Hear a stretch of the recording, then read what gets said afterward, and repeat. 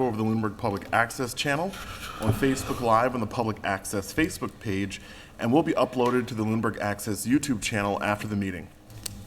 The agenda lists all the topics which may be discussed at the meeting and are those reasonably anticipated by the chair.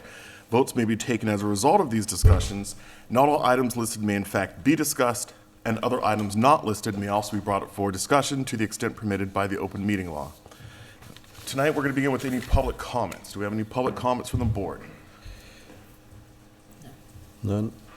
Seeing none. Do we have any public comments from the public this evening? Yes.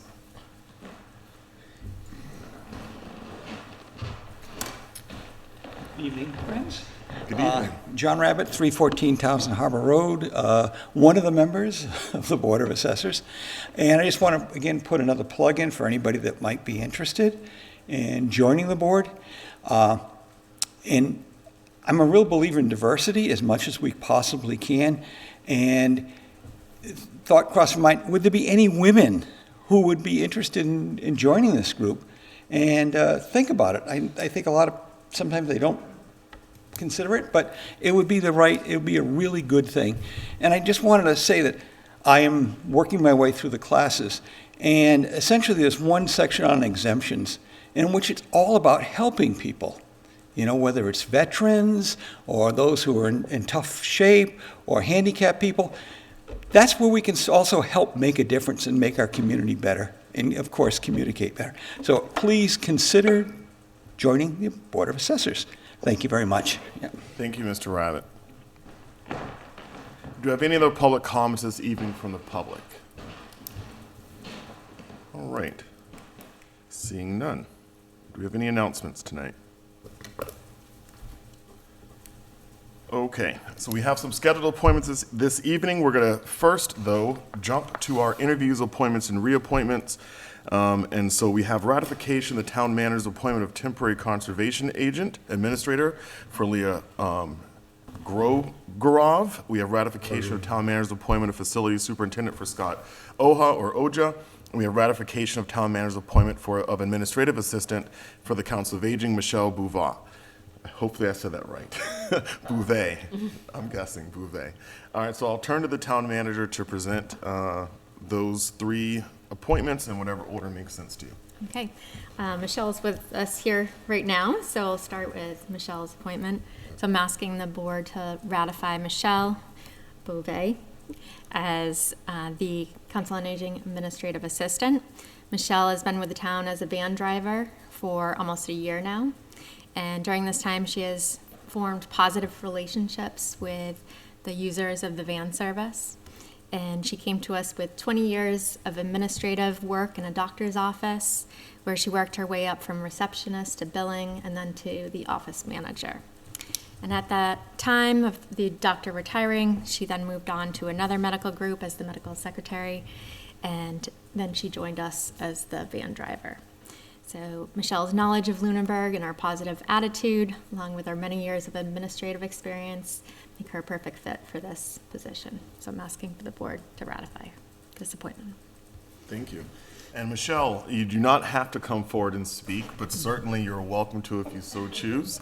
Or if Sue would like to come forward and offer any comments as well, Sue, you are also welcome to. Thank you all very much for this exciting, new position at the Council of Aging. I'm really looking forward to it. All right. Welcome to Lunenburg, my hometown. And even though I've lived in Westminster for 25 years, this is my hometown, so it's great to be here. Thank you. All right, we'll turn to the board for any comments or questions or a motion. I have no questions. Thank you for stepping up. Yep, sounds from your CV, as at least told to us by the town manager, it sounds like you're well qualified and your enthusiasm for the town shows through, so I look forward to you being in that position. I don't have any questions either. Thank you for your interest in working with the town. I'll just thank you as well. And thank you as well. I move to ratify the town manager's appointment of Michelle Bouvet to the Council of Aging Administrative Assistant. Second. Any additional discussion? As many as are in favor of the motion, please say aye. Aye. Aye. Those opposed, no. All right, the motion passes. All right, to the town manager. Thank you. Thank you, Michelle.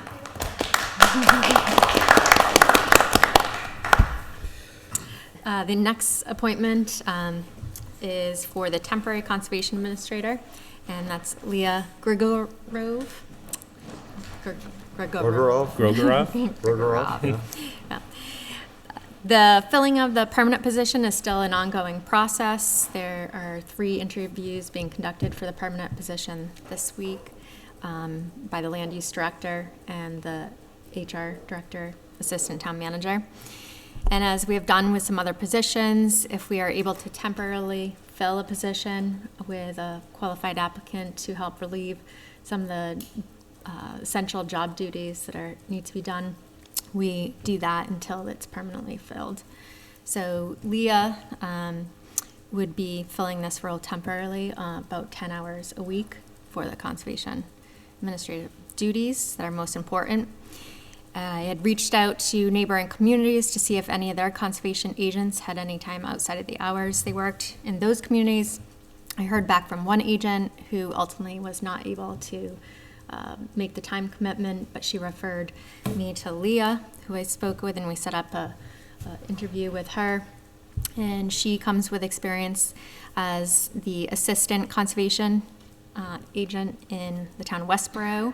She, for a period of time, was their interim director for 3 months, and prior to that, she worked for the town of Wesley as their Natural Resources Commission secretary. She has her Bachelor's of Science from UMass Amherst in Natural Resource Conservation, and she is in the process of taking a new full-time position in East Longmeadow. So she would be doing most of this remotely, Wednesday evenings during the Conservation Commission's meetings, and Fridays remotely for any work that needs to be done on filings, and possibly site visits over the weekend. So I'm asking the board to ratify her as the temporary conservation administrator. All right, thank you for that, Heather. I'll turn to the board for any questions or comments the board may have. My only comments are, I'm really glad to see this outreach being done to try to temporarily fill these positions. I really think that's a great approach, and happy to see that it worked out in this case. Other than that, I think she sounds like a great fit. I would concur. I think that getting somebody part-time is better than having nobody full-time. So while we're still looking, I'm glad that you were able to find her and she's willing to do it. So that is a good, positive sign. Yep, thank you for reaching out and finding someone. I'll just echo what the previous speakers have said. All right, so it sounds like once ratified that she'll be in the job, depending on how well these interviews go, for 3 to 4 weeks or so to give the applicants time to interview, do the background checks and all the other stuff, so. Yep, and as long as she's able to and willing to do it. Okay, excellent. Is there a motion to ratify? I move to ratify the town manager's appointment of Leah Grogorov to the position of temporary conservation administrator. Second. All right, we have a motion, a second. Any additional discussion? As many as are in favor of the motion, please say aye. Aye. Those opposed, no. All right, congratulations to Leah. And we'll come back to the third ratification. We'll go ahead to our appointments this evening. So 710 appointment, we have a request to accept a donation by the cemetery commissioners. Nancy?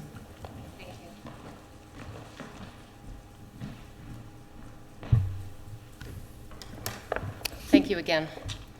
So the Cemetery Commission would like to ask the Select Board to accept a donation and a gift from an anonymous donor.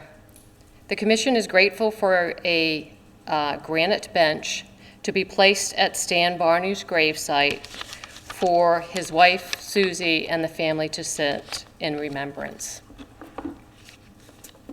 Thank you, and I hope you vote yes for it. All right, don't go anywhere yet, Oh, Nancy. sorry. I forgot to ask at the beginning if Oh, you wouldn't sorry. mind stating your name and address. Oops.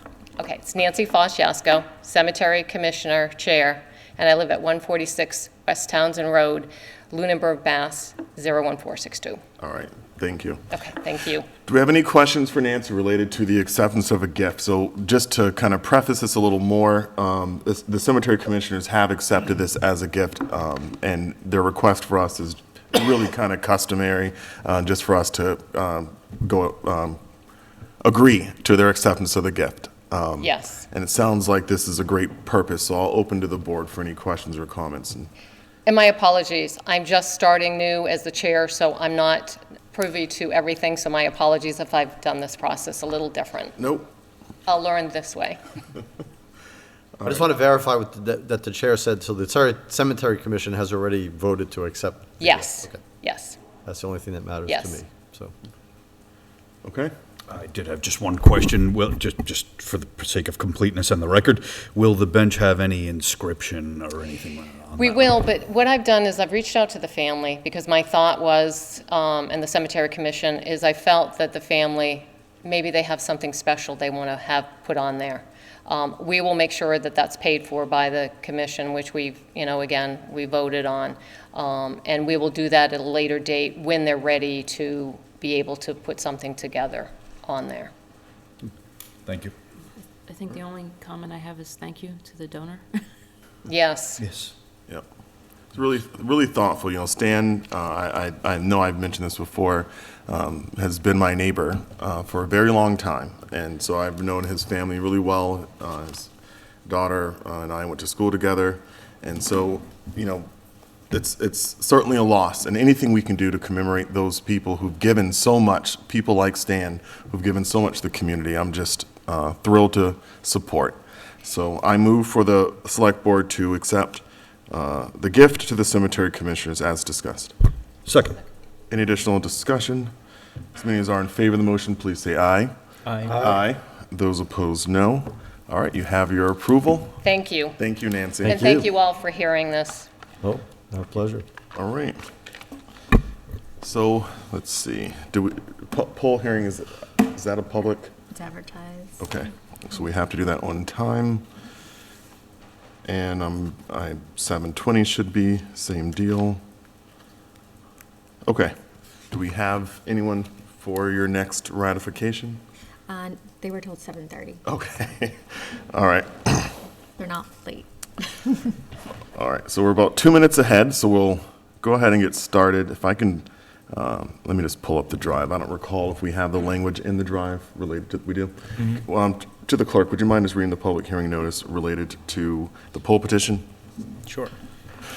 To all interested parties, in conformity with the requirements of Section 22 of Chapter 166 of the General Laws, you are hereby notified that a public hearing will be held at the Town Hall, 17 Main Street, 2nd floor, Lunenburg, Massachusetts, on Tuesday, August 22nd, 2023, at 7:15 p.m. Upon petition of Unitil Fitchburg Gas and Electric Company for permission to erect or construct and a location for a line of wires, poles, and such other fixtures as may be necessary to sustain or protect the wires of the line for the transmission of electricity upon, along, across, or under the following public ways of said town. Location: Northfield Road at Gilchrist Street. Proposed new stub pole number 23-51, approximately 2,345 feet north of Turkey Hill Road and approximately 1,476 feet south of Holman Street, with anchor to be approximately 9 feet behind new proposed stub pole. Location as shown on sketch, plan number 977-L, dated July 12, 2023. Location approximately as shown on plan attached. Wherefore it prays that after due notice and hearing as provided by law, it be granted a location for and permission to erect and maintain poles and wires, together with such sustaining and protecting fixtures as it may find necessary, said poles to be erected substantially in accordance with the plan filed herewith marked.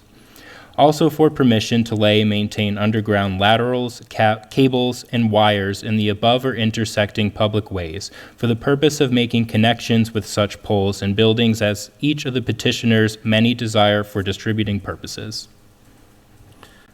All right, so I will turn to you. That was a mouthful. Yeah. Good evening, John Kimball, Unitil. All right. So the purpose of this pole, right now, there's some guy wires that are in an oak tree. Unitil would like to install a pole to remove those guy wires out of that oak tree and then support pole 23. Because right now, those guy wires that are in the tree are what's supporting that pole. Okay. This seems really straightforward. I will ask the board for any questions. I'll ask the public for any comments or questions.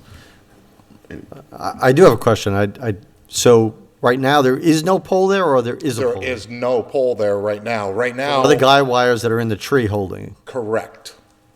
No, that was a question. Oh, I'm sorry. Yeah, so. what are from they pole holding? 23, they're holding the pole. Which pole?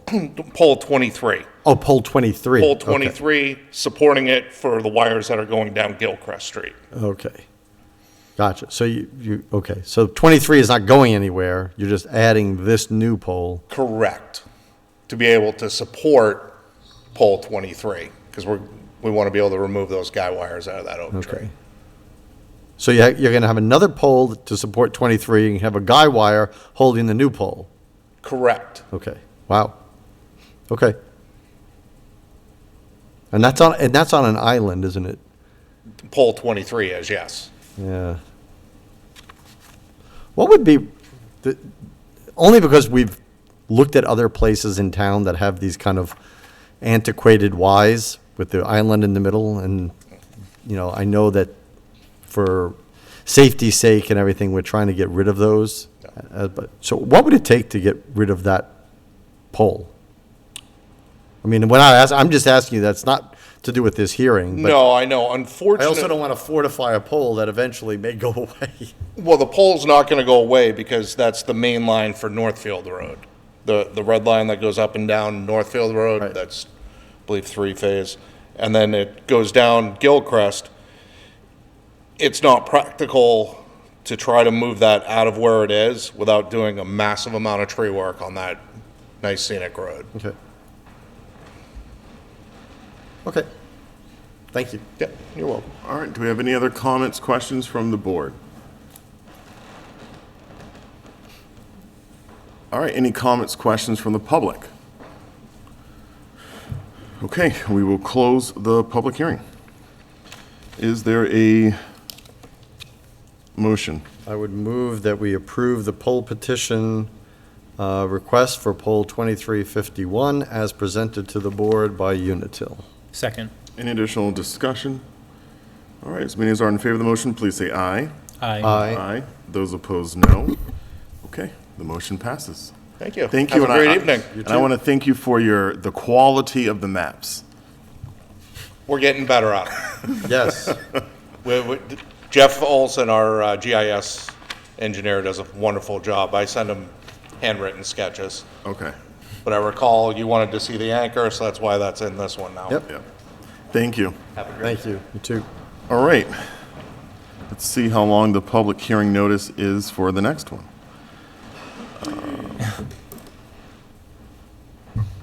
I don't know if I see one in Do we here. have it? It's publicly noticed though, right?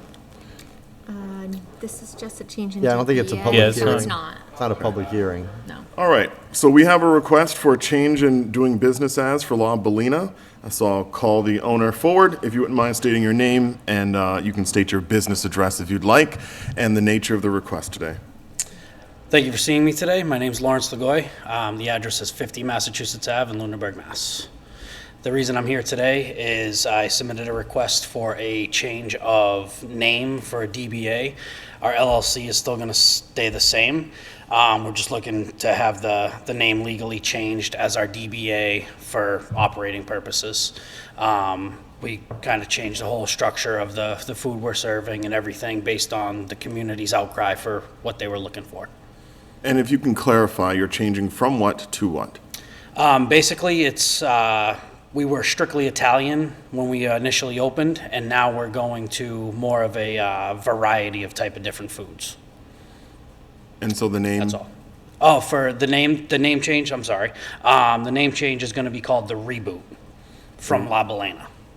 The Reboot? Yes. From La Bellina. Okay. Yep. Do you have any questions for the applicant? I'm assuming no other changes, just a name change. Just The a name hours are the change. same, everything else is going to be the same. Everything's the same. Yep. And obviously, the menus change, but that's Yes. not part of the license. Slight changes in the menu, yes. Thank you. You're welcome. Not to, create problems or anything. I just thought things were done in a little bit of an interesting order, the signage being changed and all, and I figured that this would be coming before us. I was like, I haven't heard anything about this except on social media and the sign change, but Yep. anyway, I don't know how that came about, but it seems relatively straightforward, so it's not like it's gonna get hung up for something like that, but, you know, maybe it would have been better order to put this in first, but, you know. I did put it in, and I did speak with the state liquor commission based on this, and they said that because we are not changing the LLC, Okay. and we are not changing our tax ID number, that it wouldn't affect anything throughout the process, and that we were okay to do so. More so, my concern as a business owner was if I were still going to be able to order liquor through my vendors and such, and they said it was going to have no effect on anything because it's only a DBA name change, not an LLC and a tax ID number change. Yeah, that makes sense. Yep. All good. So I have a question. Your business certificate that you have with the town clerk. Yes. Have you also changed that? Yes. And when was that change effective as of? So she has it down there now. I dropped it off with Ellen in the clerk's office, and she said once the meeting was settled, she was going to process it the following day, if you will, depending on when the meeting was held. And when was that dropped off? That was dropped off, I don't have it in front of me. 27th, does that seem right? It was a while ago, when I submitted everything to Elaine. It was the same day I did it, Okay. yes. Sorry, I don't have that date. No. Sometimes I just, as a note, I ask questions that I know the answer to. Yep. It's just getting it out in the public forum. Absolutely. So that way it becomes publicly known. Yep, sorry I didn't have that answer for you. All right, do we have any other questions for the applicant? All right, is there a motion to approve? I would make a motion to approve the name change of the DBA going from La Balena Ristorante to the Reboot as requested.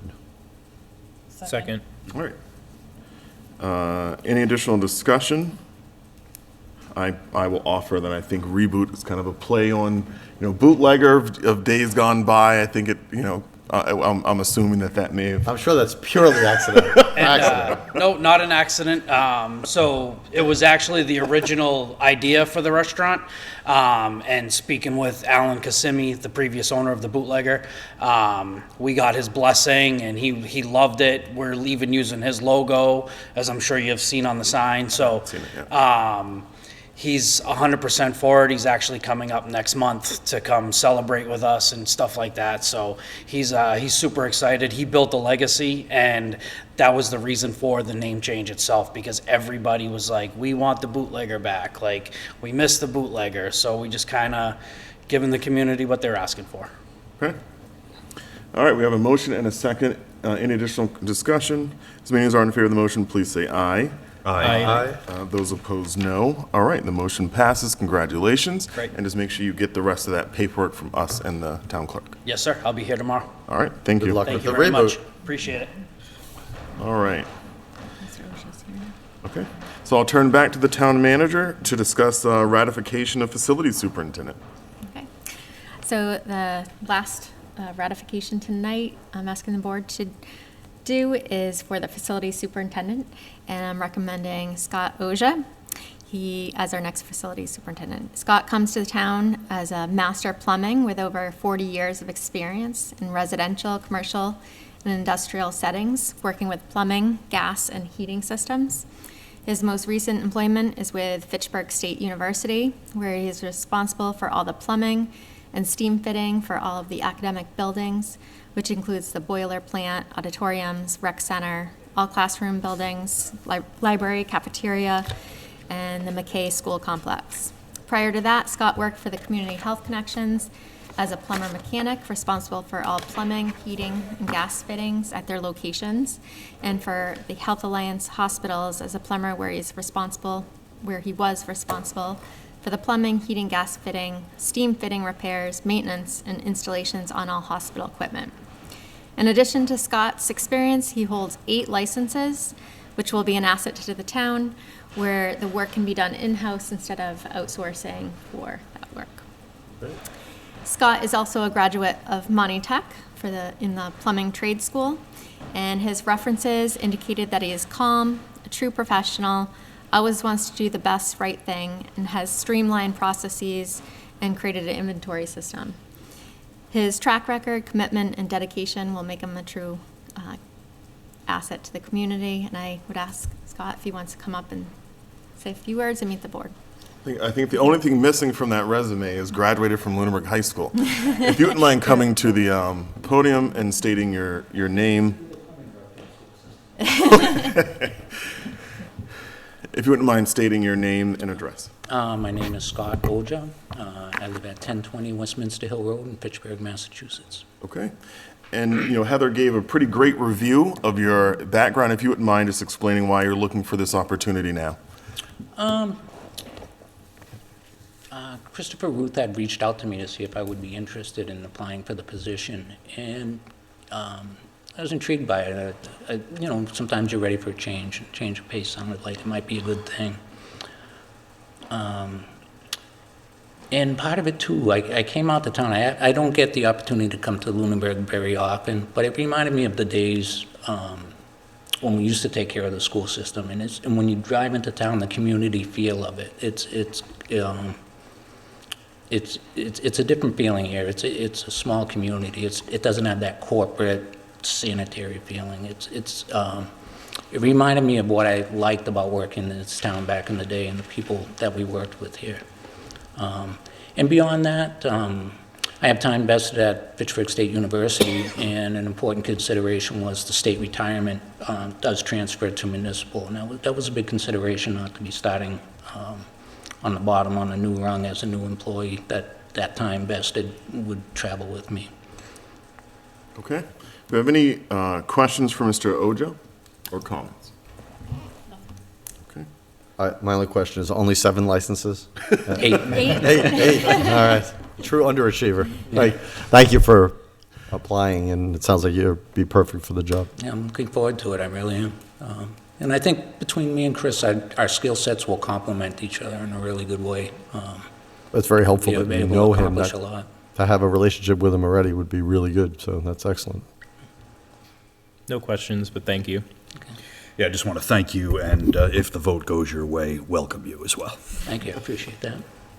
Yeah, so I try, because I'm in the same industry, I'm not a plumber, but I'm in the same industry, I try my hardest, and hopefully Heather can attest that I'm good at it, of staying out of the hair of the facilities department, because that's probably the one area I know the most about and can probably cause the most problems. So, but I'm really impressed with the work that has been going on with the facilities department. Sounds like from your resume, you're going to be an excellent addition to it, and so I move to ratify your appointment. I move to ratify the appointment of Scott Oja for facility superintendent. Second. Is there any additional discussion? All right, as many as are in favor of the motion, please say aye. Aye. And those opposed, well, that was unanimous. Congratulations. Thank you. So when is your expected start date?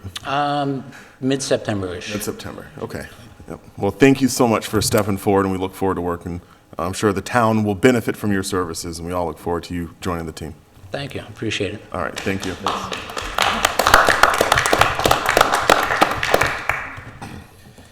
All right. So next on our agenda, we have a proposal from representation from the Culture Council. So this is not a joint meeting.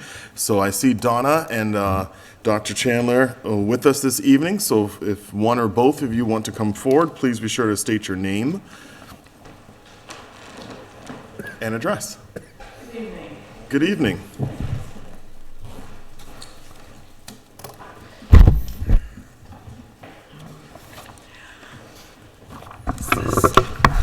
Is this on? Yes. Okay.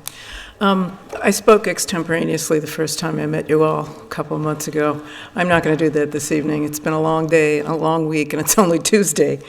And there's certain points I want to make. Mind just stating your name and address. I'm sorry. Robin Chandler, 717 Reservoir Road, Lunenburg, Mass. 01462. You don't have to do That's this. to give you a whole mailing address. That's the new precedent now.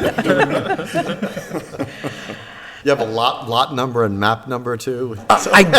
They're not on me, but I do have them. Parcel ID. Yes. I appreciate the Board of Selectmen not only taking the time in its busy agenda to support the Lunenburg arts and culture sector, but also for believing in me. This is going to circulate around me for a while because I opened up my big mouth at the council and said, what about an Artists in Schools program? My remarks this evening are also going to be accompanied probably by a couple of remarks by Donna, so I'm not going to speak for the entire time. Donna may want to come up and share things that are on her mind, and much of what I'm going to say has to do with not only the potential of an Artists in School program in the high school, but the arts in general in Lunenburg and the need for an organized arts community to in fact be the influencers that will ultimately support more projects other than what the council is currently engaged in. So there may be changes in the Lunenburg Cultural Council's agenda or mission statement once this kind of a project is funded, because it has very powerful implications for the community. As a potential funder of the arts, the Lunenburg Cultural Council is still struggling post-COVID, but is deeply grateful for the economic investment you are making in the American people. Should you seed fund this initiative in the arts, in the creative industries, now referred to globally as the orange economy, you are guaranteeing that future economic investors and grantors will fund projects in Lunenburg. More importantly, you are telling the youth of Lunenburg that they matter as the next generation leaders and decision makers of the town. Finally, the revitalization of the arts community in town is critical. They are your primary influencers, and mobilizing them will support and enrich both the council and the AIS, or Artists in Schools program. Notable and votable. This is just my way of talking about two things that are important to bring up. First of all, the artists, the stature and the reputation of the two artists who have already been booked for the fall, given the acceleration of this project, are nationally recognized artists. They are on the proposal that you have. The first person is Rob Gibbs. His professional name is Pro Black. He is a master artist who has just received an honorary doctorate from the Mass College of Art, and a film has just been made about him. Accompany that with the second artist who will be coming, he will be coming ultimately in October for one day.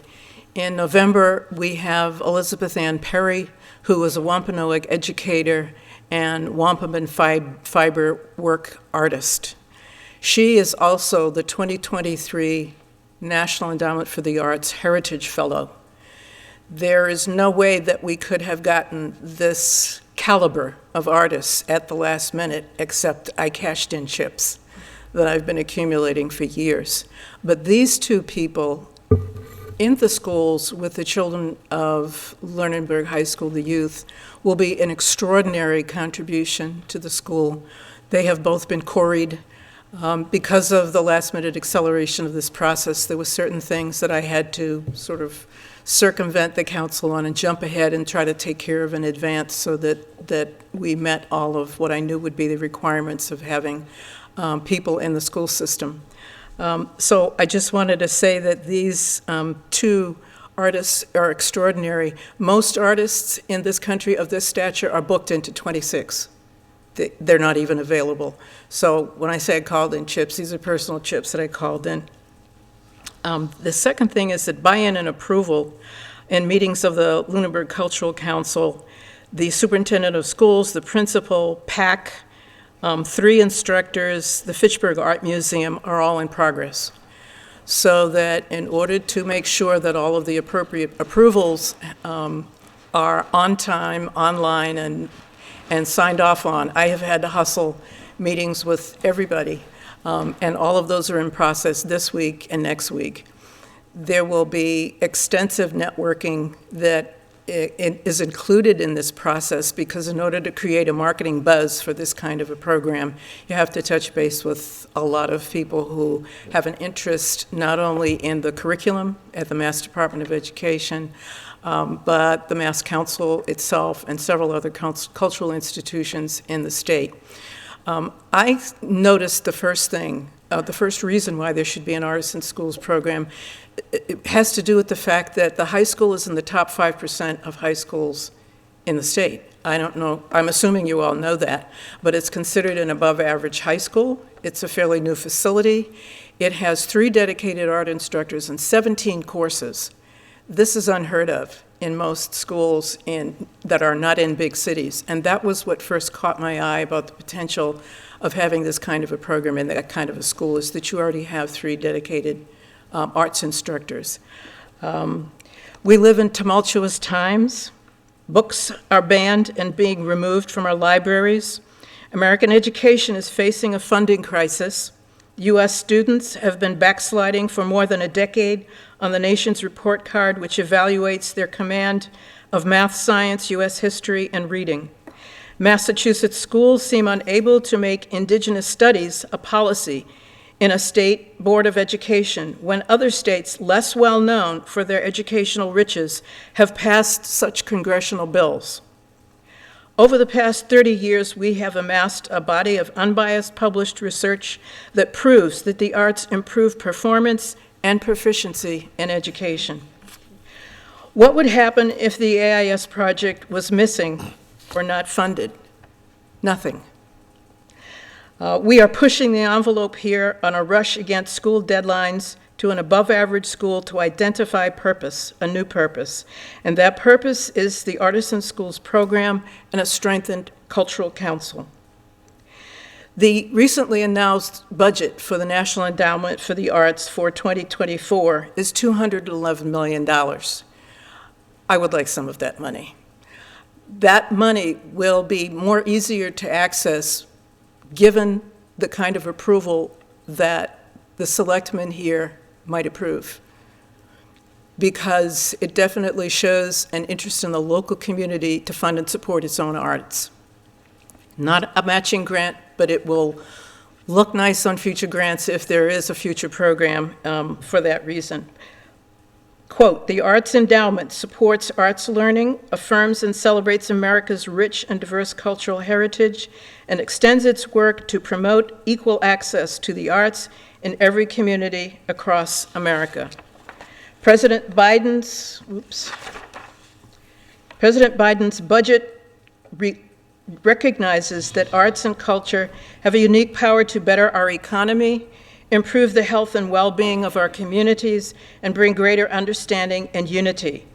And National Endowment for the Arts Chair Maria Rosario Jackson says supporting opportunities to make, teach, and engage with the arts is necessary for us all, as individuals and as a nation, to reach our full potential.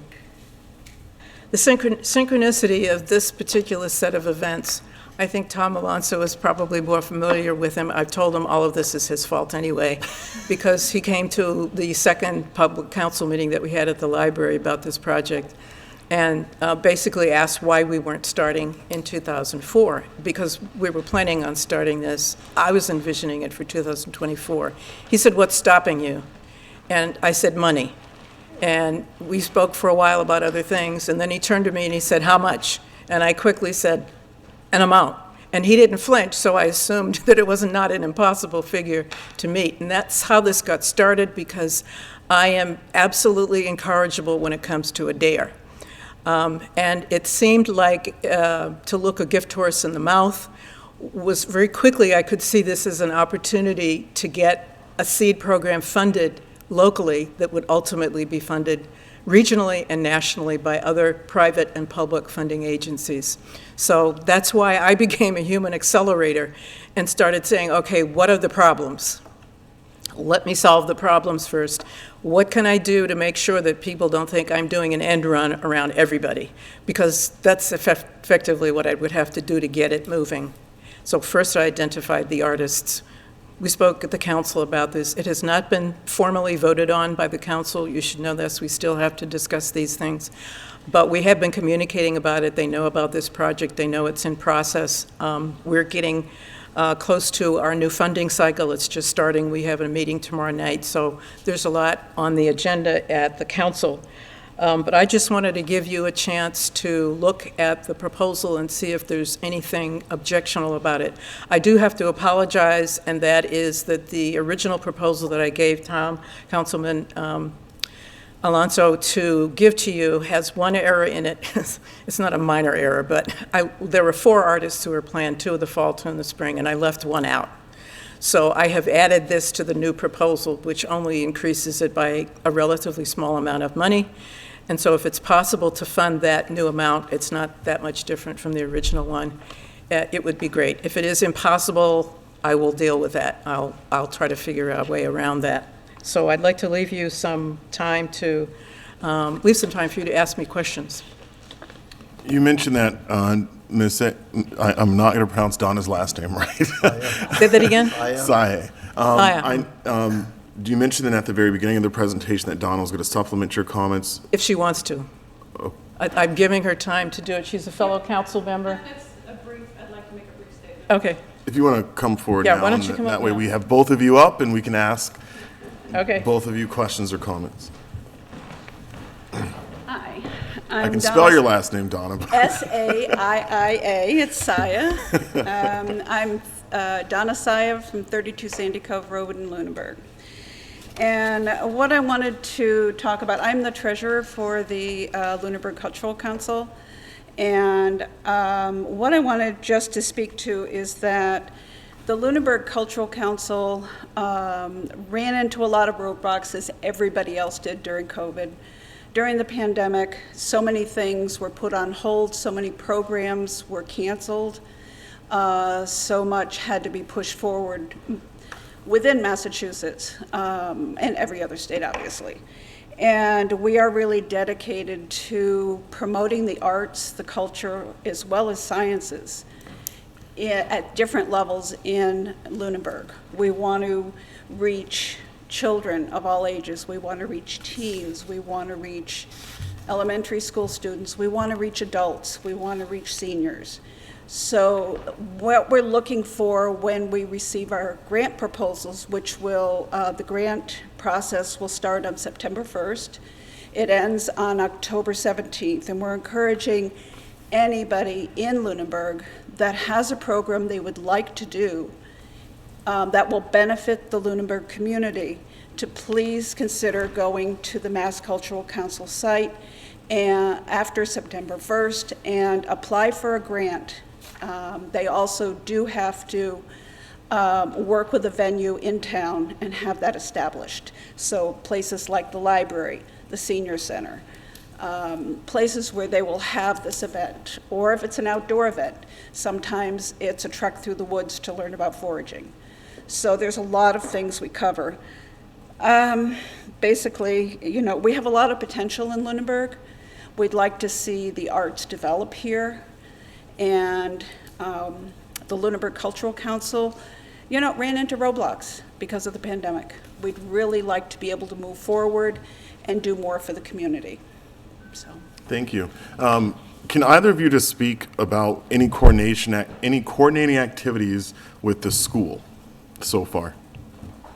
I'm a newbie all the way around, so I'm just speaking to the superintendent and the principal this Friday. So we have yet to make a determination about what kind and type of partnerships the school actually wants. So I'm not going to assume anything about what they do or don't want to do. I'm simply going ahead with the kind of networking that has to be done behind the scenes, not just for the Artists in Schools program, but for the Cultural Council, to revitalize, to revisit any partnerships that might have existed before I got here with all the cultural institutions, some of the schools in the area. I want to get to the Pioneer Valley Charter School for the Performing Arts and see what they're doing. I want to get to Sizer. I want to go to Boston Arts Academy because they have a great, beautiful new facility.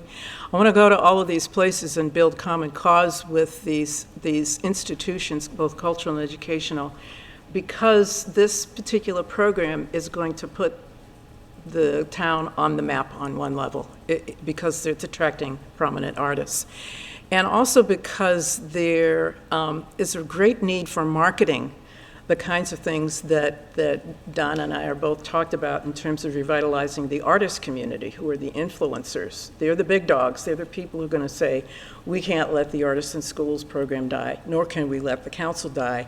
It's all, there's kind of a circularity here. We all need one another. So because of that, I also have a meeting with PAC on Friday, because I want PAC to videotape every single step of the way of this process. That's going to give publicity to the school, to the town, to the council, to the students, to interviewing the artists, working with the students. It's all going to be documented. And so I'm hoping to get them on board on behalf of the council for this project, while at the same time, serving multiple purposes in terms of marketing the arts in the area. All right. And we're also very aware of the curriculum structure in the schools. We've talked with Karen Giuliani, who is one of the art teachers in Lunenburg High School. And, there are some, the class sizes, the class length, 50 minutes, what can be done within that time frame. We're aware of some of the limitations as well as the challenges that we'll face in working with the school, and we really want to work closely with them to provide them what they need to be able to successfully start an artist in residence program here in town. They're the most important people. Yeah. Those three people in the high school. If it doesn't work for them, it won't work for us or the students. Mm-hmm. All right. Do we have any comments or questions from the board related? And this is an ARPA request, so there will be, we are discussing ARPA later in the agenda, but I don't think that at this point we're going to be making any allocations, but related to this request. But I want to open to the board with any questions or comments that they have. No, I don't care. I can start. My only comment is in principle, I support this. I mean, it sounds great. Your presentation, I think, hit all the, why it is such a great idea. Just to clarify, you're not, you still need to get the Cultural Commission approval, the school, but then ultimately it would be an ARPA request. Is that correct? Right. Everything hangs on approvals. Right, okay. And for the amount on what you handed us today is the current, okay, because, Yeah. and That money would go to the council. and what's your timing for that? You have one artist in October, and you mentioned the budget is October 1st, the budget cycle starts, is that right? The grant submission cycle starts September 1st and ends on October 17th. We make our decisions in December. Okay, so assuming you get all these approvals, what is your timeline? What's your deadline for getting an ARPA decision, for example? I don't know, yesterday? You see the crunch I'm in Yeah. personally for having done an extraordinary amount of work in a very short space of time to accelerate a project that was supposed to start last year in 2 months at the beginning of school opening, when everybody was away, first of all. And it's amazing how cooperative people have been so far. I mean, my meeting with the principal and superintendent on Friday is a Zoom meeting, because it's the only thing that we can schedule, and was already rescheduled from a prior occasion. So there's a lot of scheduling and rescheduling going on. We fully recognize that even after we get the approvals, that again, the most important players here are the 3 teachers. And this is a scheduling problem, and we're already aware that there may be more providential times to do this. We've been told by Karen Giuliani that there are Tuesdays and Thursdays and maybe a Friday. What will happen is that the first artist will come for a site visit, so that the principal will get to be introduced to this person and show the facility and the available spaces and maybe meet some students for, a few hours and then go home. That's in September. And then he will actually come back and do the residency workshop in October, a date in October that has yet to be set and scheduled at the school. The second artist will have a site visit in October and come back in November. So those are the principal people who have to be paid. Is the 2 artists.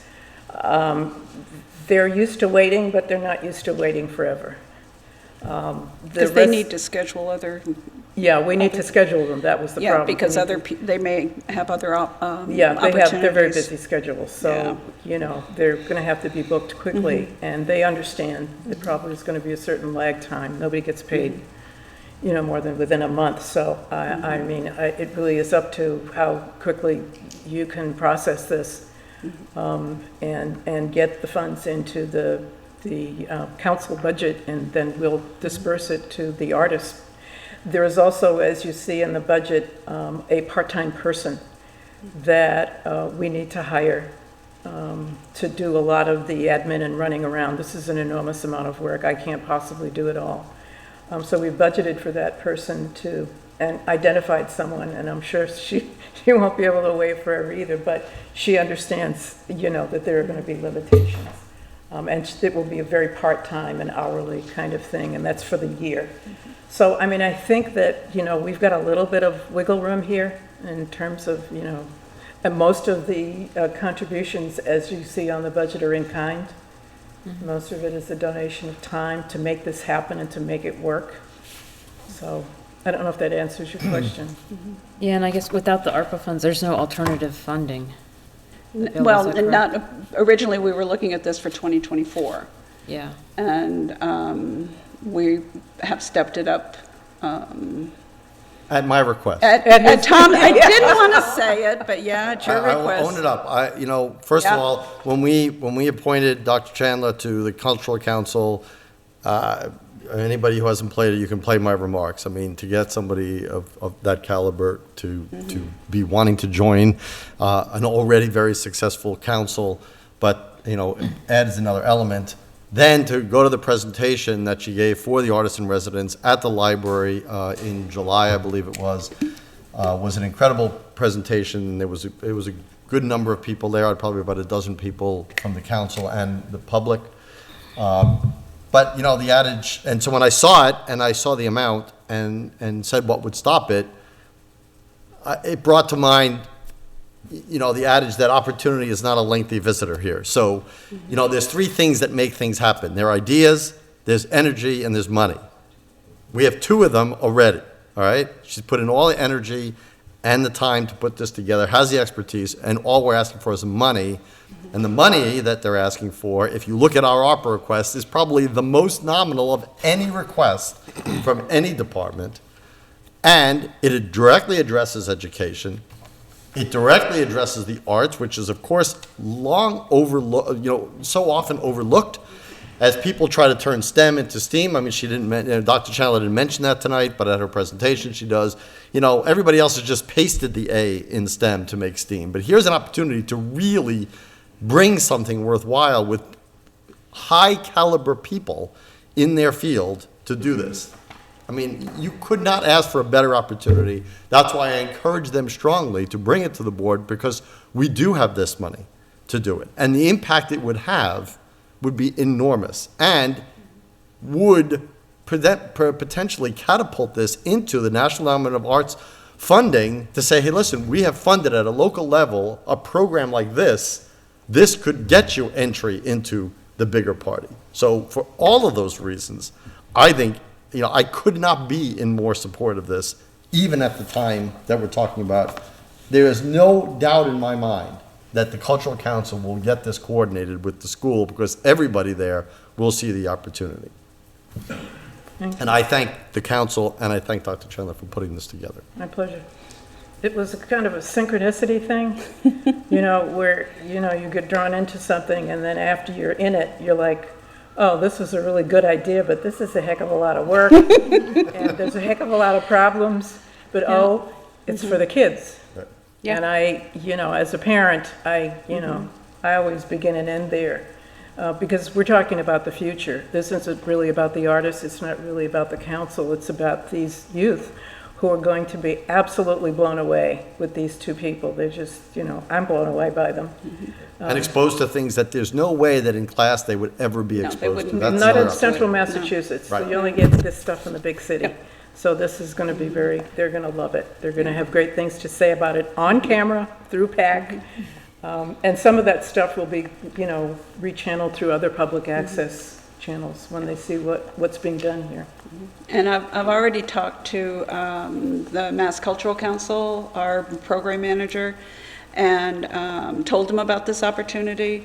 But I'm going to be working closely with Mylene and the town accountant, as well as the Mass Cultural Council, to make sure that if the funds are granted, that they are put into the Cultural Council in a way that is appropriate and separate from the grant process, because it needs to be separate from the grant process. That's a totally different thing. Caesar?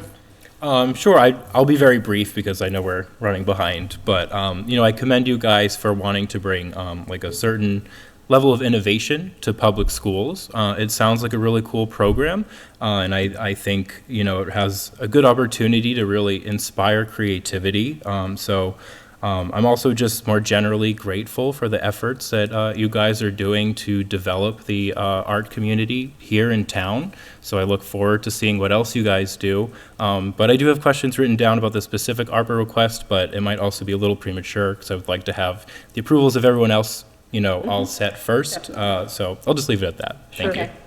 Mr. Franco? Yes, after listening to your presentation, I'm sorry to hear that Mr. Alonso's not very enthusiastic about it. But I just want to thank you for your enthusiasm and for engaging and doing this important work. And one of the things I've been asking myself as we've been weighing these requests for ARPA funding, I mean, there's only so much pie to go around, right? Especially when requests come in that to fund activities or enterprises that are intended to go on in perpetuity, is how does one-time funding help? And you have closed that loop for me. You've made a very compelling and logical case as to how a one-time jolt will propel future support and funding, and that's impactful to me. And so, I know how, I see the picture how it could be sustained into the future by granting a one-time request. So, thank you. All right. I think I'm going to agree with many of the comments I've already heard. It's really exciting to get to see some of the ideas coming out of the Culture Council. I know that a lot of things happen when you have the energy behind it to make it happen, as well as the skill sets needed to pull all the people you need to pull together. Government is designed to move slow. And so this is an aggressive schedule. I would urge, and I know that it sounds like there's a lot of work that needs to happen. I would urge, in addition to your meetings with the superintendent and the principal, to also set aside some time with the town manager. I think there's going to need to be some discussion related to staff. We do have unions, and so bringing on staff isn't always very straightforward. Also, procurement and grants that we are, beholden to the mass, procurement policy, and so we need some clarity and clarification on that. And then also, as you had mentioned, Donna, the segregation of funds, that's going to require engagement with Mylene. So there's a lot of moving parts here that are going to need to happen in a very quick manner.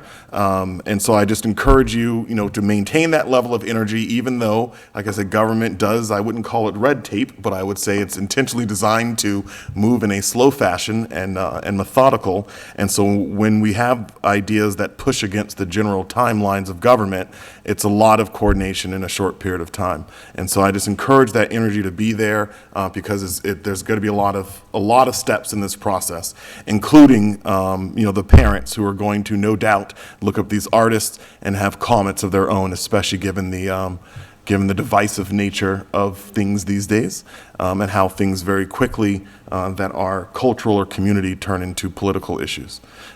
So I am excited to see the energy. I don't know anything about these particular artists, so I can't speak firsthand on anything, but the prices are actually more than reasonable. One of my cousins went to Brandeis, and he's specialized in art, and so he does a lot of murals now. And so he's very familiar with this, and he's talked to me about what they get paid and how the money works. And so I think this is, that the amounts that you're suggesting here, total price tag of $22,500, but multiple artists, and it looks as though all of them are about 2,000, 2,500 in that range. Flat fee. And that's certainly, from my own awareness, reasonable and more than reasonable. So thank you for coming forward tonight. And if there's anything that you need from us, it sounds like you already have Tom that's working in effect as like a liaison with you guys. And I'm sure Tom, I don't know if you know, I'm sure you know this, but Tom is very knowledgeable about how town government works. And so he can kind of help, help you maneuver through these tight spaces in a short period of time.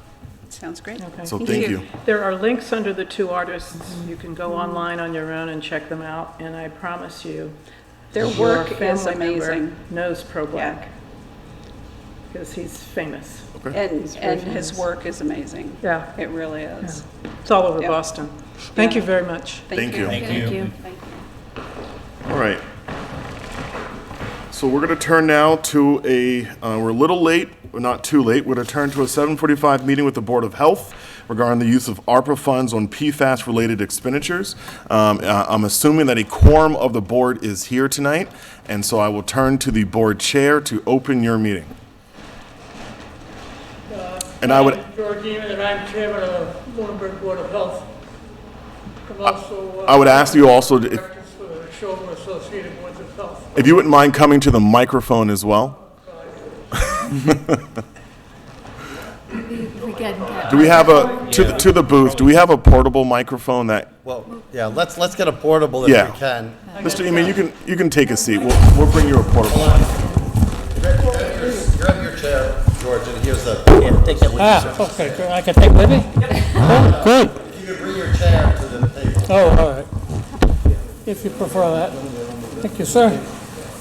Thank you. This is what happens when you turn 50. It's coming, it's coming. Okay, I'm George Eman, I'm chairman of the Lunenburg Board of Health. And if we could just pause to the booth, if you wouldn't mind just bringing out Is that better? microphones for the whole Can you board. hear me? Can everyone hear me? Yes. Okay, good. I'm joined tonight by my vice chair, Perry Jewell. Okay. Also by the chairman of the board of of the director of the Neshoba Associated Boards of Health, of which we are a member, and he's sitting in the back over there. And if you have questions for Neshoba, you can certainly ask them. I assume that you folks asked us to come in tonight to talk about PFAS. Is that correct? That is correct. So Okay. I'm gonna turn to Selectman Imke here on this one. But what we had a request from the board related to PFAS, and the request was wondering about testing of private wells. And so I'll turn to Selectman Imke. If you want to just preface this, or Selectman Alonso, either one of you want to present why we extended this invitation in more detail. Yeah, so PFAS has come up, obviously, with respect to the drinking water. The Water District has presented or requested ARPA funds to address the PFAS that the EPA is currently looking at the guidelines, anticipate that the requirements are going to be lower than they are now, much lower by the end of the year, and needs to be remediated. I know in previous years, and I forget exactly now when it ended, but Massachusetts offered for towns that had 50% or more of the residents had private wells, they offered a PFAS testing program for those towns. That program has since ended. So I was curious if we, the Water District is already taking care of, the public water supply, but the residents with private wells are left on their own. And is there, I assume, well, I don't know what the guidelines will be with respect to private well. I don't know if there's a Title V equivalent for wells like there is for septics. So I don't know what the impact would be for having lower PFAS requirements for private well owners. Are they obligated to test? If they do test and find they exceed the limit, are they obligated to remediate? And so on. So I was looking for a way to provide some assistance for residents who did want to do testing, because it's $400 to $500 to do a test. So it's not an insignificant amount. And I think we have, someone estimated about 2,000 private wells in Lunenburg, roughly. So it's not an insignificant number. And I know private wells fall under the purview of the Board of Health.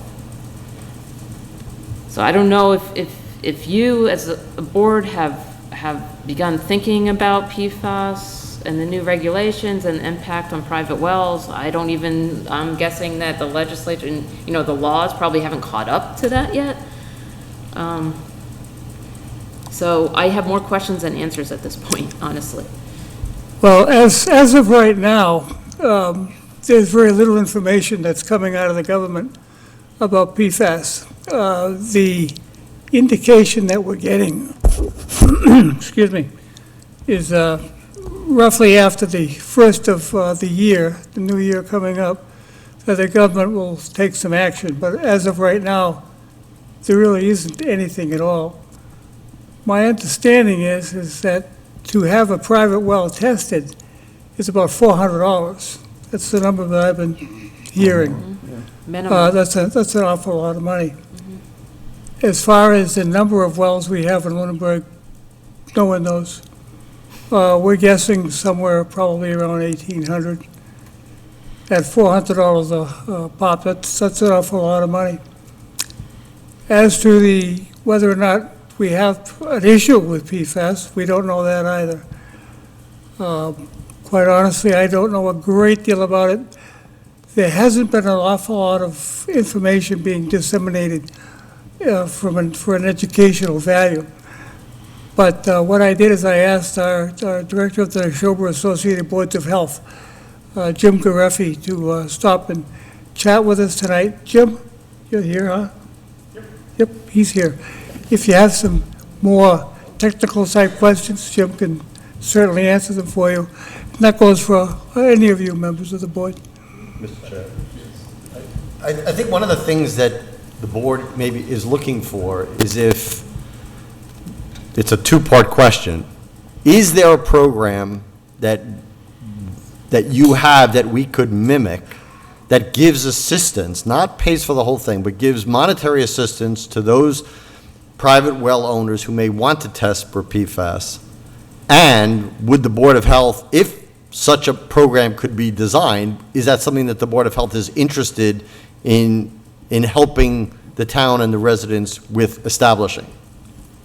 If we had the capability, and of course that capability comes out to money. Right. We would certainly, my feeling for my board members is that we would certainly be in favor of such a program. As to the actual mechanism of how it would work, you hire somebody who was familiar with PFAS, and we have plenty of water inspectors and installers for wells in the town or in the region of the area where I don't think there'll be any problem in doing it.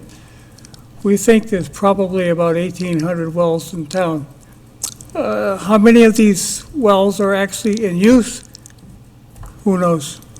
I have a well in my side yard that's not in use, hasn't been in use for the last 60 years. But it just sits there, doesn't get used at all. I don't use it for watering the lawn or any of that stuff. And I assume there are others like that. What would be necessary would be to establish a program, and once it was advertised and people learned about it, if they have a well that they're drinking out of and want to get it tested, if there was some mechanism by which the town or the state or wherever we could get the money from would be willing to help them pay for it. I think we'd probably get some folks who would be very interested in doing that. But as of right now, there's nothing. I expect after the first of the year, as I said, that the federal government will probably come up with some sort of a program. But as of now, I know of nothing. Is there any program that you guys have that people come to you for assistance in helping with whatever? I mean, is there any? No, we have no capability. Our budget essentially covers the cost of our assistant. That's it. And we have, I think our budget for paper and that sort of thing, I think it's $500. So, plus that and the salary, that's it. That's all the money we have. More often than not, if we need something, we would just go buy the thing. One of the questions that we had, and I think, Selectwoman Emke mentioned it, but one of the questions we had was that are there any, you're saying there's no regulations at all right now, so I think I know the answer to this question, but I want to ask it straightforward. Is there any requirement that if somebody tests a well and it's above whatever the limit of PFAS is, are they required to remediate it? I know of no such regulation or rule or law. Jim? Yeah. Jim, if I can invite you to join the table, and if I can ask the booth to bring you a microphone as well. Drag the chair up here. Folks, this is Jim Gareffi. He's the director of the Neshoba Associated Boards of Health, of which unfortunately I happen to be the chairman. There you go, Jim. So to your question about testing and to requirements for treatment, the board's regulations right now don't include, so private wells are regulated by the Board of Health. Board of Health has well regulations, and that's how they regulate the wells in town. And they require certain parameters be tested. At this point here, PFAS isn't one of the parameters that's being required to be tested. So if you test your well in town, so someone who drills a new well and they run the water testing, if they exceed a primary drinking water standard, then yes, the board does make them remediate the exceedance. So typically the one we see in town is arsenic, because there's naturally occurring arsenic in the bedrock, and probably, I don't know, maybe 30% of the wells pop. Probably a good thing to remediate too. Well, exactly. So probably 30% of the wells pop with some arsenic that needs to be treated. Right. A lot of iron and manganese, but those are secondary standards, so they don't necessarily need to be treated. So right now, the primary standard that we see exceeded from time to time is arsenic, and the board's regulations give them the authority to require treatment. Did I hear you correctly in saying, Mr. Eman, that you expect this to change in January? Or Mr. Gareffi, are you aware are you expecting these regulations to change in January? I see everyone nodding their head saying yes, Yeah. but I'm looking for that to come out. We're expecting something from the federal government after the first of the year. Exactly what they're going to do, we don't know as yet, unless Jim has some insight. So EPA has decided to change, actually to establish a limit, and it will be lower than the current state standard. Right. So EPA's drinking water limits are generally adopted by the state and become the state's drinking water standards. Those standards apply to public water supply wells. Right. So, the water district's wells. They don't necessarily apply to private wells unless, in this case here, the Board of Health decides to adopt those parameters as part of their regulation. So in right now, arsenic, coliform, nitrates, nitrites, those are the primary standards that are part of the Board of Health's testing regime. There are other constituents too, give both water quality and water safety. So a couple of things, EPA's regulations may change in the new year. Generally, the state adopts those changes, so I would expect at some point in time, Massachusetts to adopt the new EPA standards, because that's generally what ends up happening. When they develop them. And then the Board of Health, under Chapter 11131, has the ability to make regulations. So they can certainly decide to amend their regulations to add additional parameters to be tested, such as PFAS. Some other things that are going on, there is a bill in the legislature in the state right now we have a standard septic system regulation, Title V. The state's looking to maybe have a standard set of well regulations across the state. And right now, there are 351 communities in the state, and there's probably that many different well regulations across the state. Each human in the state needs safe drinking water, and it seems kind of hit or miss to have each community kind of determine what that is. True. So that may be coming down. When that gets enacted, if that gets enacted, we don't know. But the board can, under that authority, change their regulations. And the state came out with revised model Board of Health well regulations. So the Department of Environmental Protection puts together a model document that boards can use to adopt in regulation making. They've modified their regulations to include PFAS as something that should be tested. So that's certainly something the board can consider doing. Are you aware of any existing water remediation, home residential remediation systems that remove PFAS right now? Yes. Yes. Yes? Okay. Thank you. And do I understand correctly that, let's say the EPA comes out with the new guidelines, it is up to the town's Board of Health whether to adopt those guidelines for private wells? Correct. Okay. Unless the state passes, as you mentioned, this uniform. The model regulation, yeah, I mean, the Title VI. standardized regulations. Yep. Caesar, Mr. Nozol? Yeah, so I wrote down a bunch of questions, so I guess we can just sort of go through them expeditiously. So I wanted to start at the source, and I'm sorry in advance if this is something that we all know, and I just don't know because I'm new and ignorant, but have we identified any locations in town that are potential sources of PFAS contamination, or even in the nearby areas? So I don't know of any identified source in town. No. Generally, what ends up happening, and back to your comments about the state doing testing, I think part of that testing that the state was doing is try to determine, is it out there, A, and B, where is it out there? And that, by doing testing, sometimes that helps them kind of hone in on what might be the cause of it. But at this point here, I don't know that there's an I identified don't know, source. I've seen nothing. If you look at sort of the water districts measurements out of their wells. All of them. It's basically pervasive across with an even level. But those aren't exactly evenly distributed across the town. So without more data, you can't really get a heat map out of it. Right. All right, fair enough. So I looked up the numbers. It is $400 at the closest lab, which is an Air. I didn't write down the name of it, so I don't know at this point. But how much are the filtration systems typically on average? So the town of Stowe is going through this, they have probably 3 really big hotspots. Right. And the numbers that I've seen for private well treatment is somewhere in the range of $3,000 to $5,000. Okay, so it's a lot more than the actual testing. Oh, yes. Okay, And that's just what I want to make it's ongoing sure. maintenance. So it's not just the installation of it, but ongoing maintenance. Yeah. Okay, so at this point, I'm of the mindset, I guess, that the number one roadblock that's preventing homeowners from testing their private wells for PFAS isn't the cost. Because I think, it should be cheaper than $400, sure, but I think that most homeowners in town could potentially afford that, most. I think the real roadblock here is a lack of awareness. I just think that a lot of people don't know what PFAS is, and I think a lot of people aren't aware of the dangers that we're now discovering that it presents.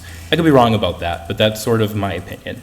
And with that opinion, I'm of the mindset that if we were to implement a program like this, it should benefit families who truly need that assistance over families who could pay for it on their own, but just would like, I guess, the government to help them out.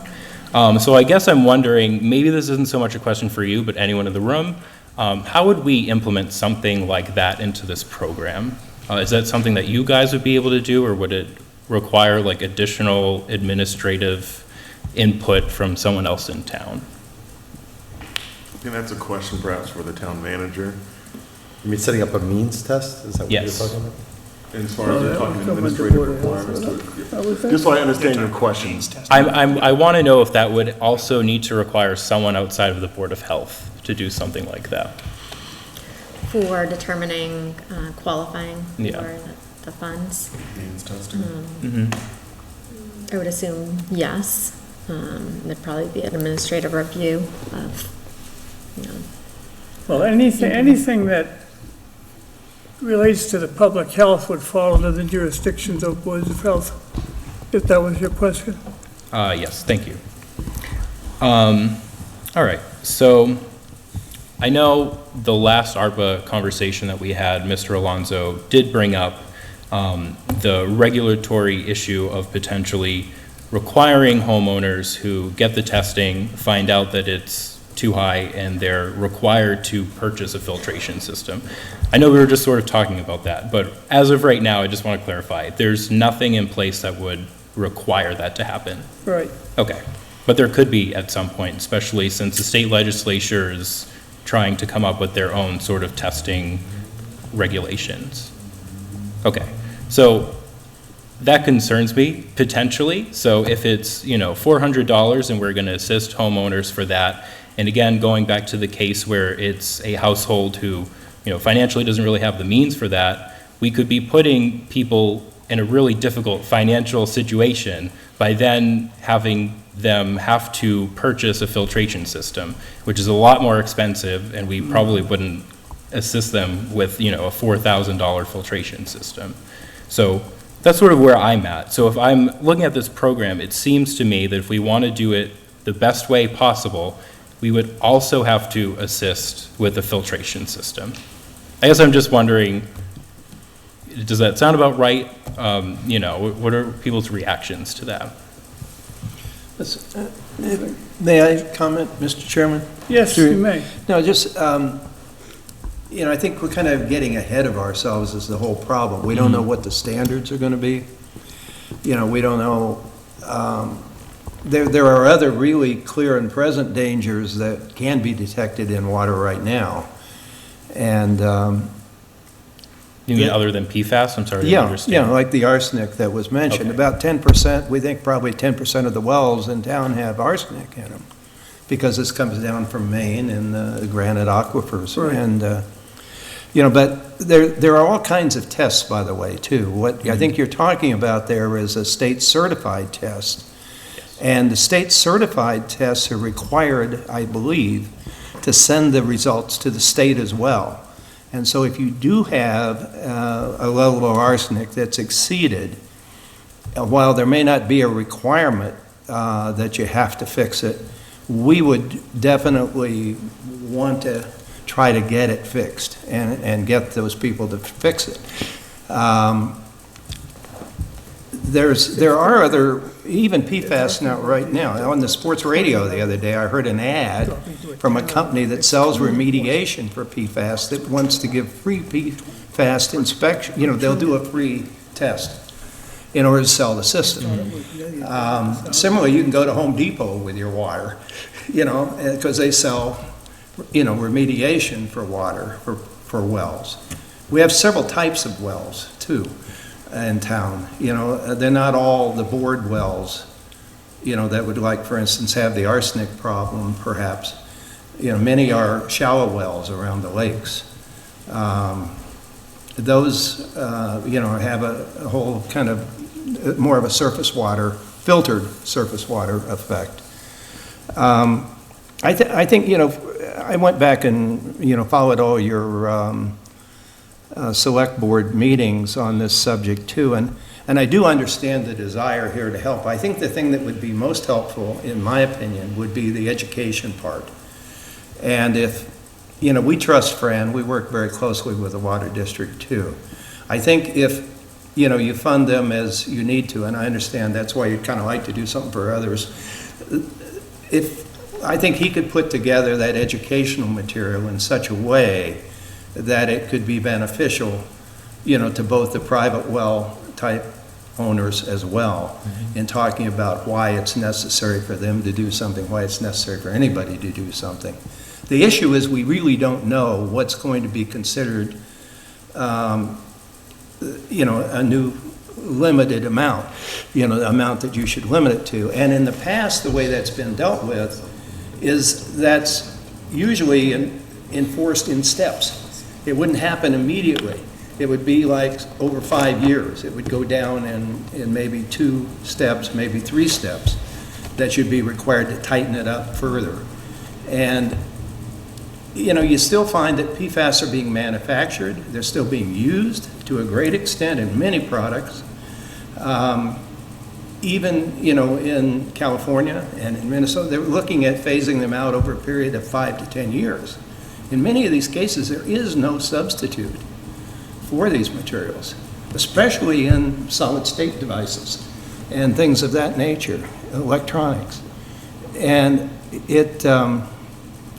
so we're going to be living with this for a while, and it's really a matter of trying to send both what's practical and what's where you want to be, which would be nothing, have none of them. But they're always going to be with us. That's why they call them forever chemicals. These are not going away.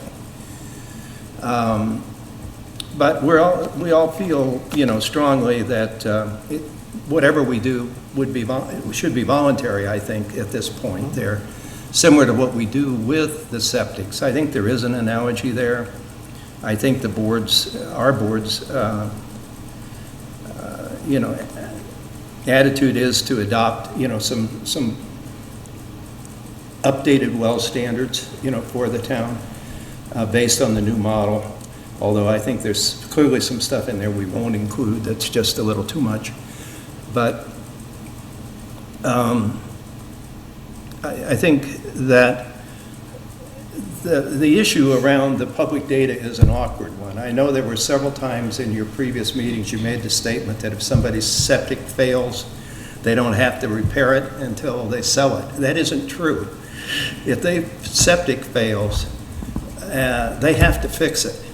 Jim will be right out there. If we get a call that somebody's leach field is leaking and there's smell or it's coming out and stuff, they have to fix that. They have to fix it now. So what we do require on the septic is on conveyance, they have to test it to make sure that all the things you don't see, or you might not be aware of are working. And this is, I think, the way you head on wells also. That is to say that if you know you've got a problem, it's pretty tough to ignore it if you've got children in that household and you've got other things. If it comes to our attention or your attention that the drinking water source at this house that has children, say, is contaminated, whether it be from PFAS or arsenic or lead, it is very difficult then to ignore that. I can see no justification for ignoring it. You have to insist that remediation follow.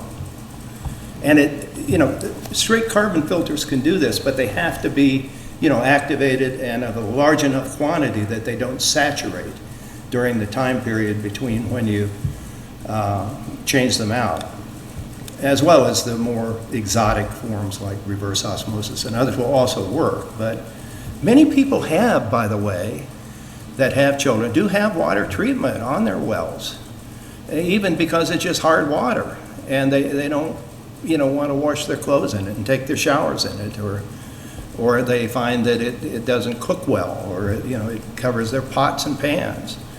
It's surprising if you start asking your friends how many people who are on wells do indeed have some form of water treatment. And in most cases, if that's fresh, it will also get at your PFASs.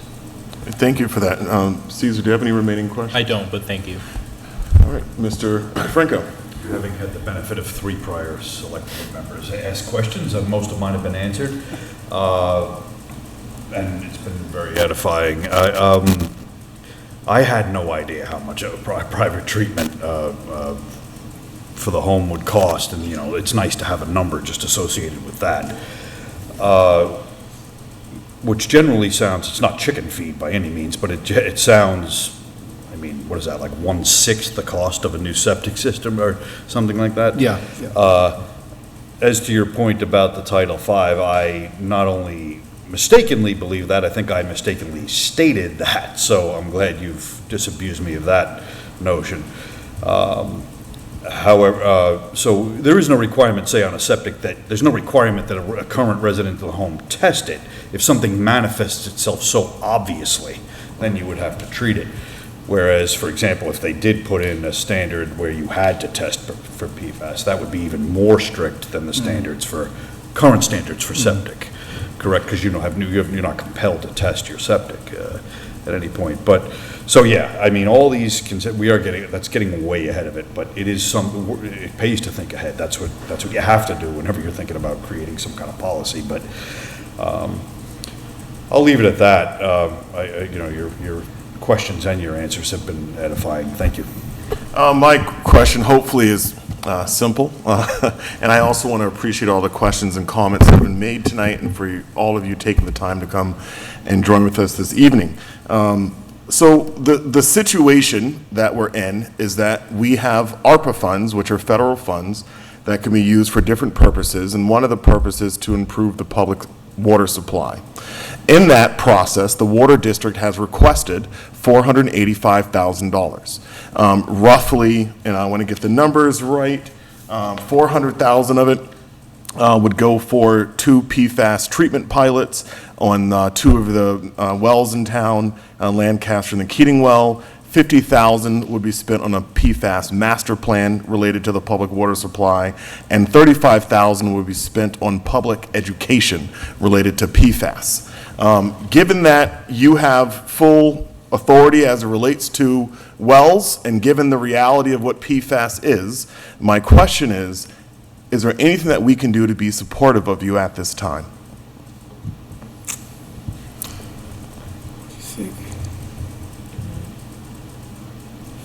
Yeah, I mean, it's, you discussed it Monday, so I guess, Nothing's going to happen until after January. Yeah. Nothing. No, you're right, yeah. Nothing's Yeah. going to happen until after January because they might knock it down, and why try to, put any means to, remediate before that time when you just be doing it over again. And this applies for private wells as well. So is your answer that you don't have a request from us at this time, that there's nothing that we can do to be supportive at this time? I think it's premature, Yes. Mr. Chairman, but I think, most of you had agreed to set aside 10 or 20%, till after the first of the year and so on. You may find that, at least from an education standpoint, I think 35,000 may not be enough, especially if you want to broaden that to be all the citizens of the town and the people that have private wells.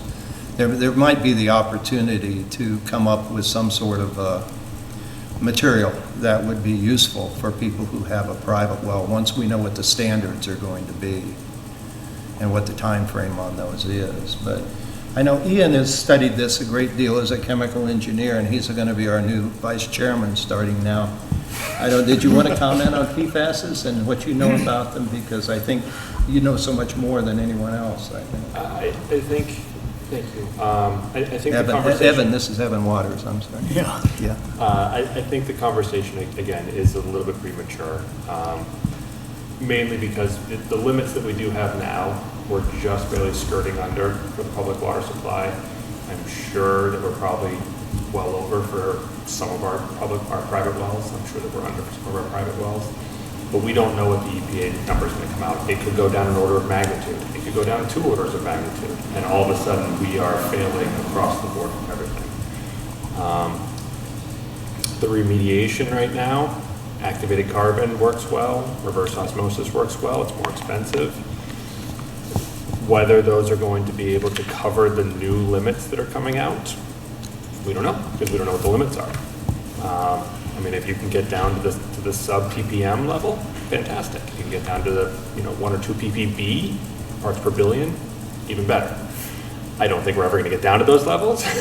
Those are you're talking $50,000, $60,000 filtration systems at that point.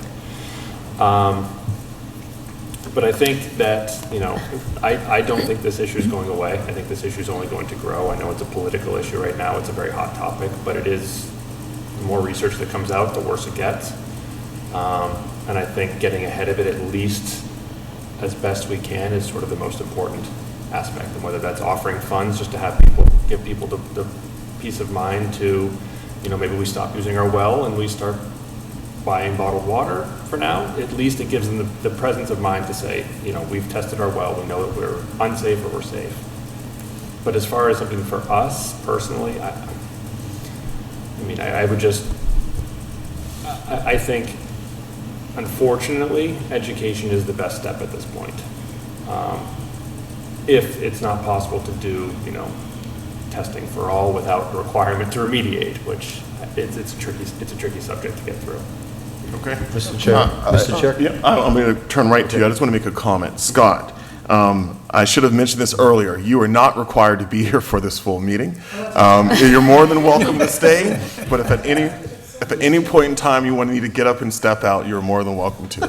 Wow. We don't like when the chair tries to discourage people from sitting. No. It's so rare that we get people. So I heard two different things from the responses, and I want to be clear on what my ask is. I'm not asking whether you need help in remediation. I think remediation, I agree with all of you who said it's premature, because we don't even know what the limits are. The real question was one of two things. First of all, public education, and one of fairness. So as the Water District asks for money for PFAS and remediation in the public supply, that helps everybody who's on public supply. But if you're a homeowner that's on a well, and you're not on a taker from the Water District, an education process for you would be, number one, what is PFAS and why I should care about it? But number two is, okay, is it affecting me? And there's only one way to know whether it's affecting you, and that is, I have to test my well. Otherwise, all the education from a book is irrelevant if you don't know if you're drinking it. So is it beneficial in your minds as a board to create a fund where we would assist, not totally pay for, but assist people who have private wells to at least know what their current level is, which is probably not likely in large amount to go up and down in some ridiculous, it's not gonna go drop off a cliff, and it's not gonna go, a tidal wave, more than likely. It took a while to get where it is, and it'll probably stay there, and may get higher, may stay the same for a while. But is it worth that program to be in existence?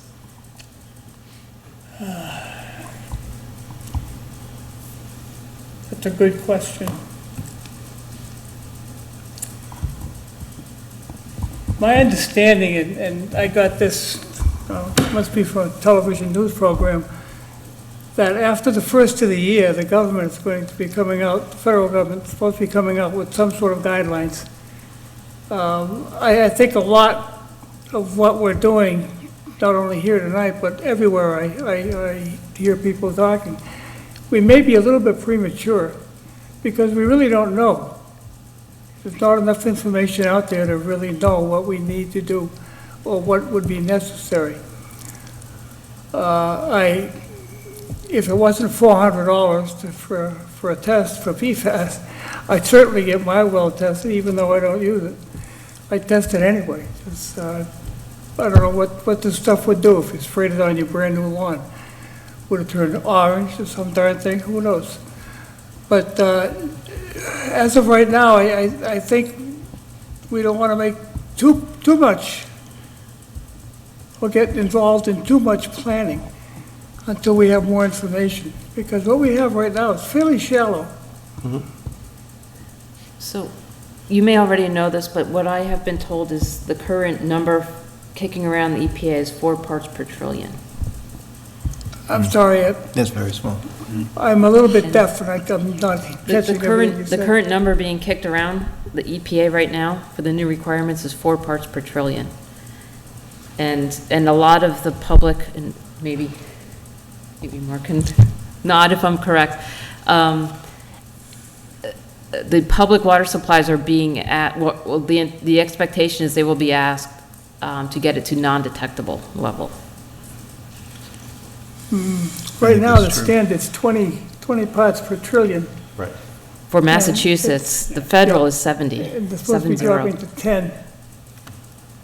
So historically, Massachusetts has been even more strict than the federal, but I don't know. So just, it's low. It's going to be low. Yes.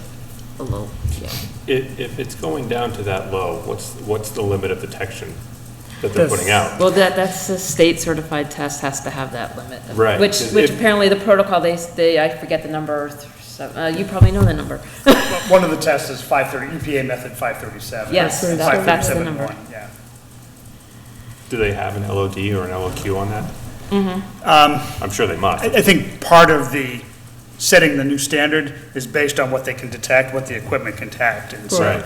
I think that's Depends on why your that's why I think so the new federal standards, I don't want to say it's convoluted, but it's not a straightforward number. It's the two Yeah. PFOA and PFOS. And then there's a health index number that you figure out based on some of the other ones and dividing by. And so it's a little more complicated than the straight 20.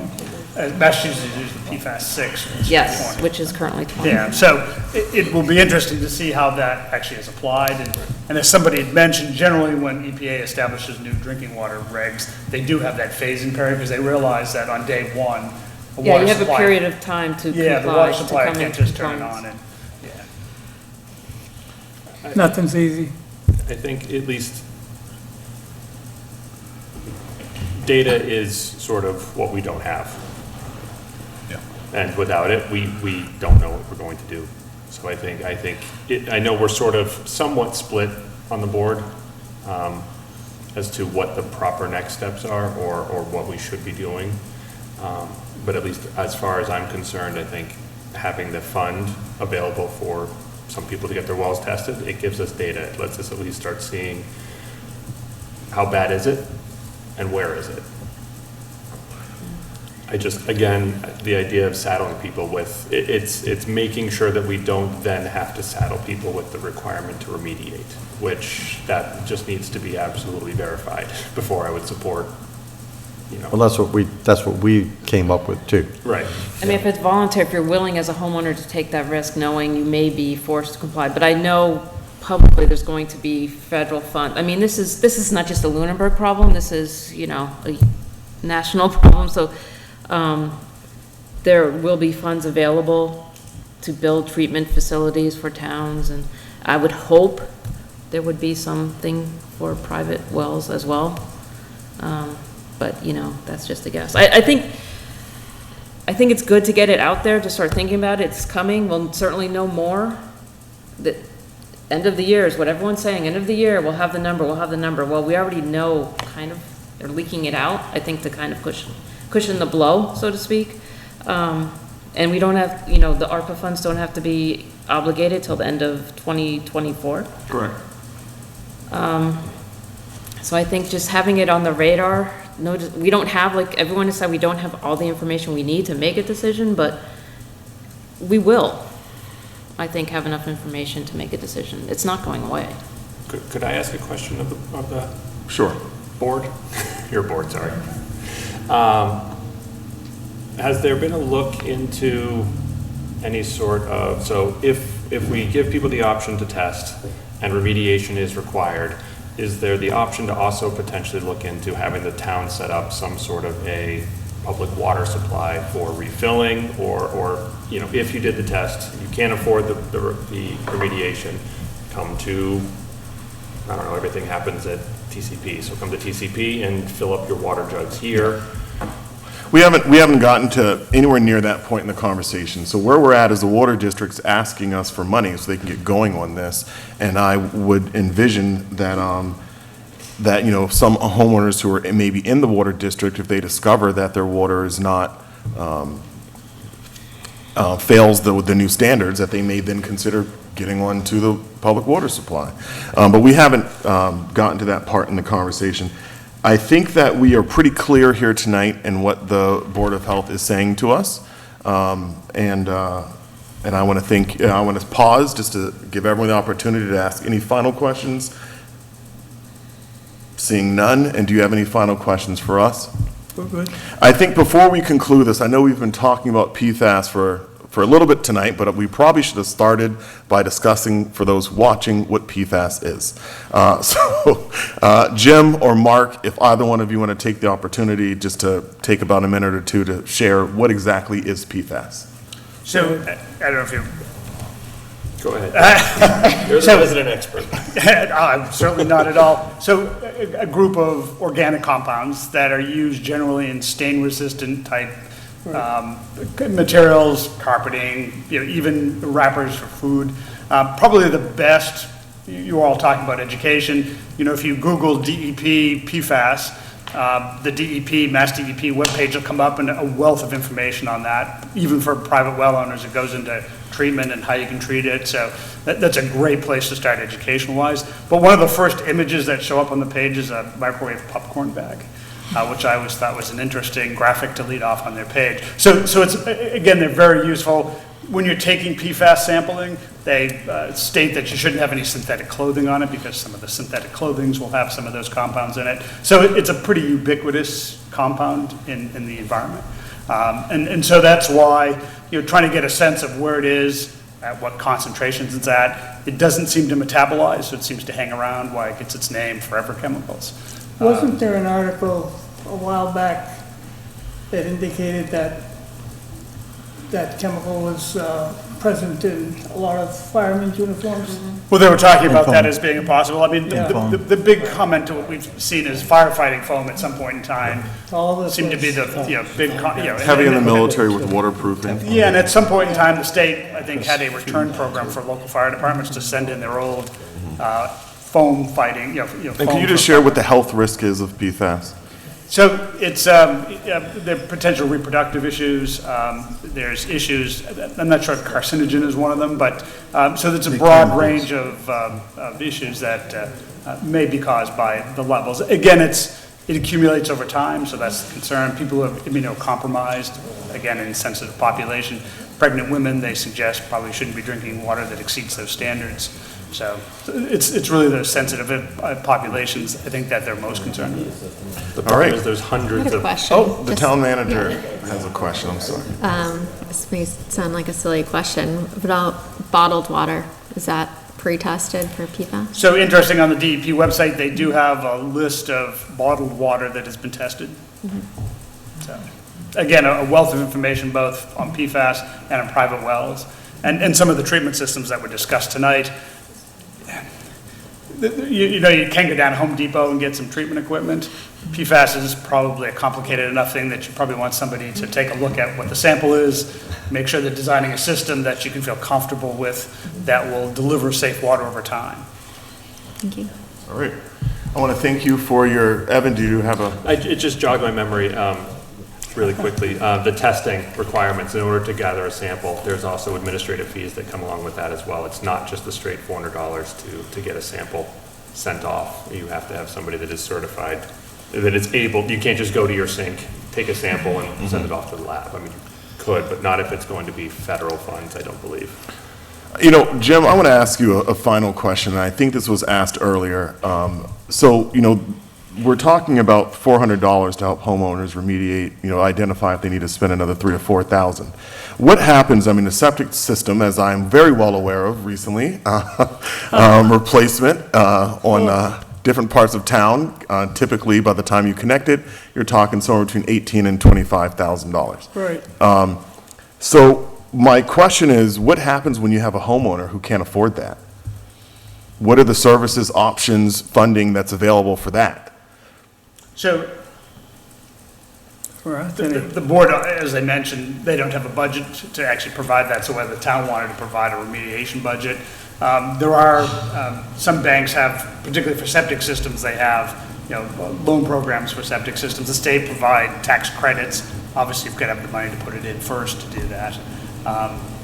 So there's not, it's a potential issue. What about arsenic? When you identify arsenic in water, which has been known as a problem for a long time, are there any programs available that help that homeowner with those young kids actually get some money to help get the arsenic out of their water? Not that I'm aware of. Okay. I don't have any other questions. I want to thank you guys for your time this evening, and I want to turn to the chair to give you the opportunity to close your meeting. Close the meeting, George. Close your Board of Health Yes, meeting. let's close the meeting. Motion to adjourn. Second. Motion made And second. and seconded. All in favor? Aye. Opposed? We are adjourned. All right. Thank you all for your time. Thank you. Thanks very much. Thank you. All right. Are you going to do a town manager report? Yes, it's in there. I gotta hit the. Okay. It's not very long. All right. So we will pause for a moment to let the board leave the room.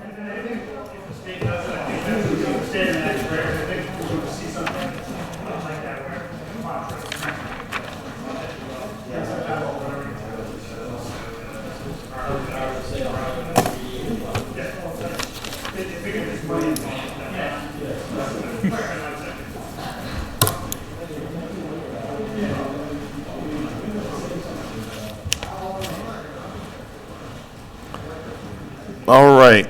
So we're going to turn to the town manager at this time to provide the town manager's report. Heather? Thank you, Mr. Chair. In, I'll just wait a second.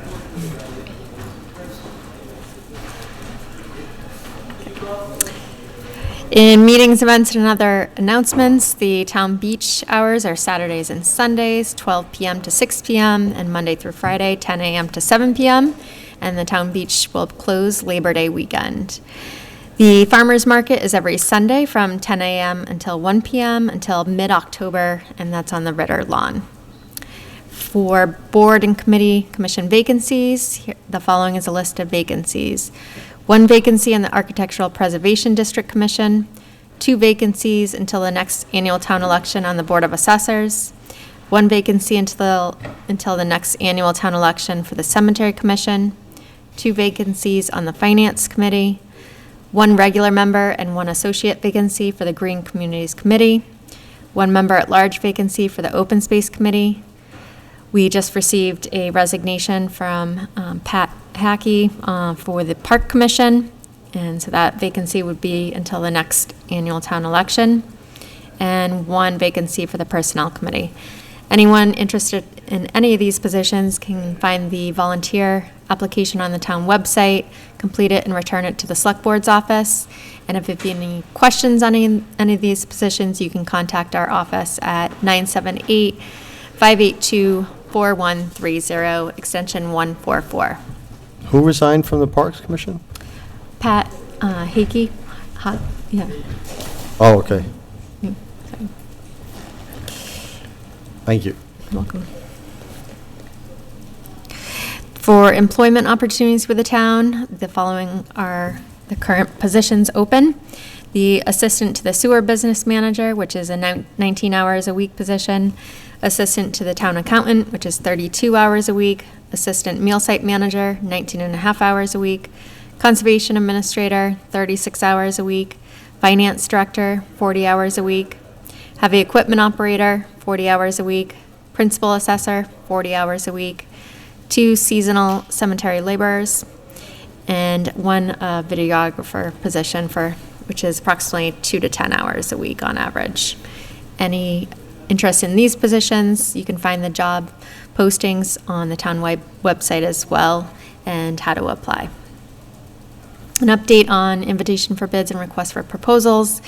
The invitation for bids for the operations and maintenance of the Lunenburg wastewater collection system were due on August 2nd, and we received 1 bid from the company who currently has the contract, Chad T. Empey LLC, and that contract has been awarded to this company. A request for quotations for trash and recycling consultant services is due by August 31st, and this is paid through the Recycling Dividends Grant. We received another opioid settlement payment in the amount of $14,709, bringing the opioid settlement stabilization fund balance to $99,449. The police chief will be submitting an article for the fall town meeting to request funds from this account to pay for costs for the co-response mental health clinician. I have a question on this, Heather. Mm-hmm. Can you just help me understand the link between a mental health clinician and opioid settlement stabilization fund? I think that will be part of when the chief comes in and does his presentations for that article. Okay. I think in general, they find that there's typically link between drug use and mental health related issues. For sure. Mm-hmm. So 80% of people I'm putting it the most simply. Yeah, roughly related 80% form. of people who are incarcerated committed those crimes under the influence of drugs and alcohol. So for sure, it has an impact on crime. But I thought we were going in the direction of making sure that these funds were available to families that had people that were struggling with this crisis to be able to, use these funds for treatment and other purposes. There were multiple purposes identified as possible eligible uses of those funds. All right. Well, I'll follow with you, because I have more questions on that. Okay. But there will be more to come when the chief presents on that article. As I started the last meeting I was at, a section of the town manager report dedicated to employee highlights. just to call out different employees and departments, and in no way to eliminate or leave anyone out. This is basically, there'll be a variety every report of different people. So I'll start with and I think you'll notice a theme here. The departments in my report tonight mostly surround issues with vacancies and staffing issues that have caused those departments to really step up to the plate and put in additional time and efforts. For the Council on Aging, thank you to all the volunteers and staff at the Lunenburg Adult Activity Center. They have been short-staffed during the last several months, especially in the kitchen, and the staff and volunteers have stepped up to the plate by filling in where needed in the kitchen, by learning how to job share, driving multiple Meals on Wheels routes, and just going the extra mile to keep the center up and running. The kitchen staff includes Pamela, I'm going to butcher Pamela's name, Milikangas, Elsa Watson, and Ann Penny, and the kitchen volunteers are Joyce Boyce and Deb Lincoln. The Council on Aging van drivers are always ready for a challenge. Currently, MART is using Lunenburg as a test site for new driver software, but our drivers always manage to get passengers to their destinations safely. The van drivers are Dave Gallagher, Kimberly Moore, and Michelle Bovo. Special thanks to Jim McGuigan, who, although he has tried to retire as a driver, agreed to come back anytime as an on-call driver when needed. Thank you to all the Meals on Wheels drivers, which include Laura Busam, Cynthia Romano, Betty Orlo, Walter Orlo, Larry Latart, Robin Roach, Tricia Arsenal, Bob Hamill, Elise Schofield, Robin Silmy, Luann Longnecker, Carol McShane, Robin Roach, and Melody Nielsen. Thank you to the Outreach Coordinator, Pauline Roy, and to the Council on Aging Director, Sue Doherty, who always goes above and beyond in managing the center and making the center a welcoming place for seniors and trying to improve the lives of our seniors. The Land Use Department. As noted in last week's meeting, the lack of having a conservation administrator has caused a backlog of work for that office and has caused more questions and follow-up on conservation-related issues that have been directed to the Land Use Director, Adam Burney. Thank you to Adam for trying to field the questions that have been directed your way due to the absence of the Conservation Administrator and working with the Assistant Town Manager on interviewing any applicants with relevant experience. The Treasurer Collector's Office. This past year, the staff in the Treasurer Collector's Office has had to work extra hours, including Fridays and Saturdays, due to the number of abatement refunds and a vacancy in that office that caused a backlog of work. The staff has also had to address angry and upset residents repeatedly for many months. Thank you to the Assistant Treasurer, Sue Murchie, Collector Principal Clerk Erin Mahoney, and to the Treasurer Collector, Mylene Malari. For the Assessor's Office, it goes without saying that this year has been especially difficult for the Assessor's Office and the Board of Assessors. The current interim Principal Assessor, Rena Sweezy, came out of retirement and assisted the town in our time of need. Assessing Administrative Assistant Sheila Cragen has been amazing and has worked extra hours in order to keep up with our regular duties and the abnormal amount of calls, emails, and foot traffic to that office this year. So thank you to both Rena and Sheila for keeping that office functioning. All right, and thank you to the town manager for the town manager's report. Are there any questions to Heather? I have two other updates that I just wanted to also give the board. For our third quarter preliminary tax, I reached out to our representative, Becky Boucher, about that.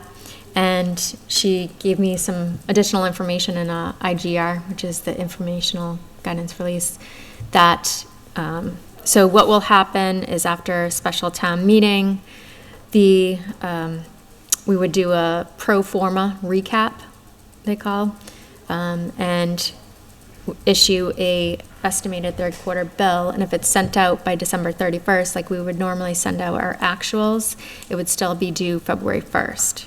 So this means we wouldn't have a cash flow issue like we previously thought may happen. because bills would be due May 1st. What would then happen after the certification of values is done by Vision, which that's estimated to be done at the beginning of February. That's when they're going to submit it to DOR for review and certification, is that once those values are certified, we do another recap with the final tax rate for the fourth quarter actual bill. That would be then mailed out. Okay. Along those lines, I have a question and then a comment. The first question is, anybody who received an abatement, that abatement would have reduced their current tax bill to whatever the final amount was. Am I correct in assuming that their estimated Q1 and Q2 would be, though that final number from last year divided by 4, that would be what those two are? Are the abatements taken into consideration for the estimated taxes? So I talked to Nate Kramer of MFS today, actually, about this issue. It was a question that had been raised. So all the adjustments that were made during those inspections were made to the FY24 values. So if there were any changes in, say, an extra fireplace, or there was identified a new valuation to that home, that would be in the FY24 valuations. So it's the abatement amount, but then those also would be changed by those changes in the system for those. Right, but for just for sake of discussion, for the people who didn't have any improvements and they just got an abatement, their estimated bills should be what the final, including the abatement adjustment, what the final bill was divided by 4. That's what their first 2 quarters should be, correct? No, and there's also changes in the tables that are automatically carry forward. Okay. For Okay. The assessed value is what's used as our basis, right? What was determined, what was ultimately settled as their assessed value? Right, but Hold the back. but But then a when value the- is only part of the equation. Right, So but without a that's the new tax basis. rate, my understanding is that Q1 and Q2 estimated taxes basically are what your previous year's taxes were divided by 4 per quarter until you get to the actuals. No, I don't believe that to be true based on my conversation today with Okay. Nate. Because when it turns over to the new fiscal year, there's automatic adjustments in the tables that are factored in to conditions. And I'm not the ideal candidate to give you a full detail. I can ask. Yeah, can we get an explanation? I would love to know, because But people are that's my- asking, people are asking. And the comment I wanted to make is, I want people to be, what is today, the 22nd? I want people to know that I said it tonight, that because of the abatements that happened to the tune of $1.3+ million, that all that money that the town didn't collect is going to be redistributed this year. So people who got like 0 or very minimal tax increases, not what they would consider their normal tax increases, that's all going to be different when the final tax rate is set for this year, and the adjustments on the valuations is now corrected. So people should be aware that if you got a minimal tax increase last year, that it's probably going to catch up 2 years for you this year, whenever this year is, well, Q4 of '24. Just to be aware of that.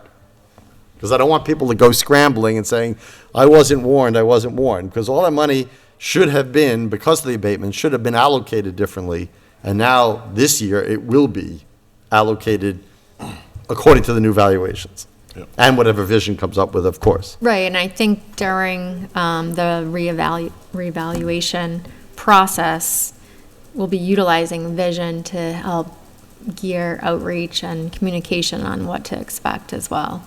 And I think that's a very important component this year, is making sure that we get that information out Right. early and let people know what to expect.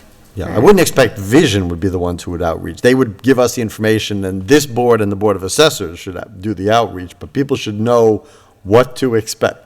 Yeah. To the booth, can you help us by asking the people at the back of the room to just take the conversation downstairs? I had a quick question about the Q4 tax bills. Is there a deadline for when they have to be mailed? And if not, do you have an estimated time of when they'll be mailed up? Because they're due May 1, right? It would be 30 days after they're mailed. Due after. So, Wait. so they would have to be mailed by April 1st. Because they're due May 1, so the deadline would be. Right, so like a month before. Okay. And of course, we're going to have whatever is not, the makeup of whatever the first three, now there's going to be three estimates. I know, it could The be. makeup for that, for what the real tax bill is going to be all in one quarter. So that's another thing people should expect. So, All right. You have any other questions for the town manager related to the town manager report?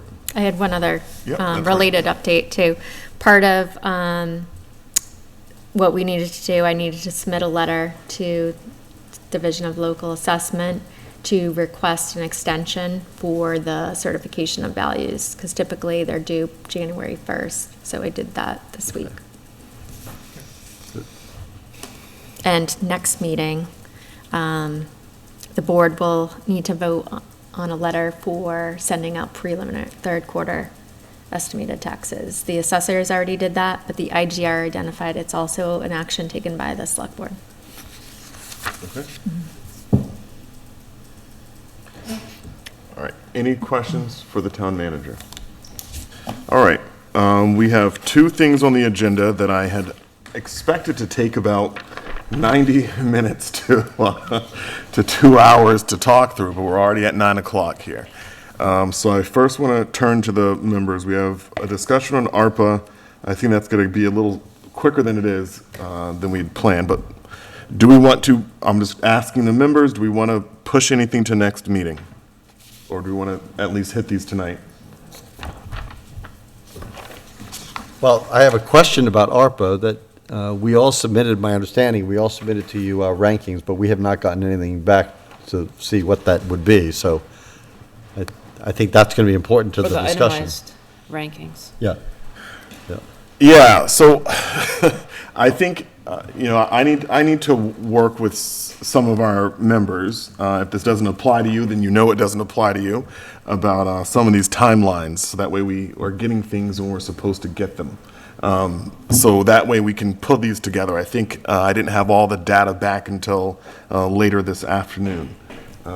And so there wasn't an opportunity today to finish that compilation, but we did. Heather was able to assist at the beginning of the meeting in pulling some of this together. I think one of the challenges is that I need to, I think, Tom, that you and Renee were the most expansive in what you rated.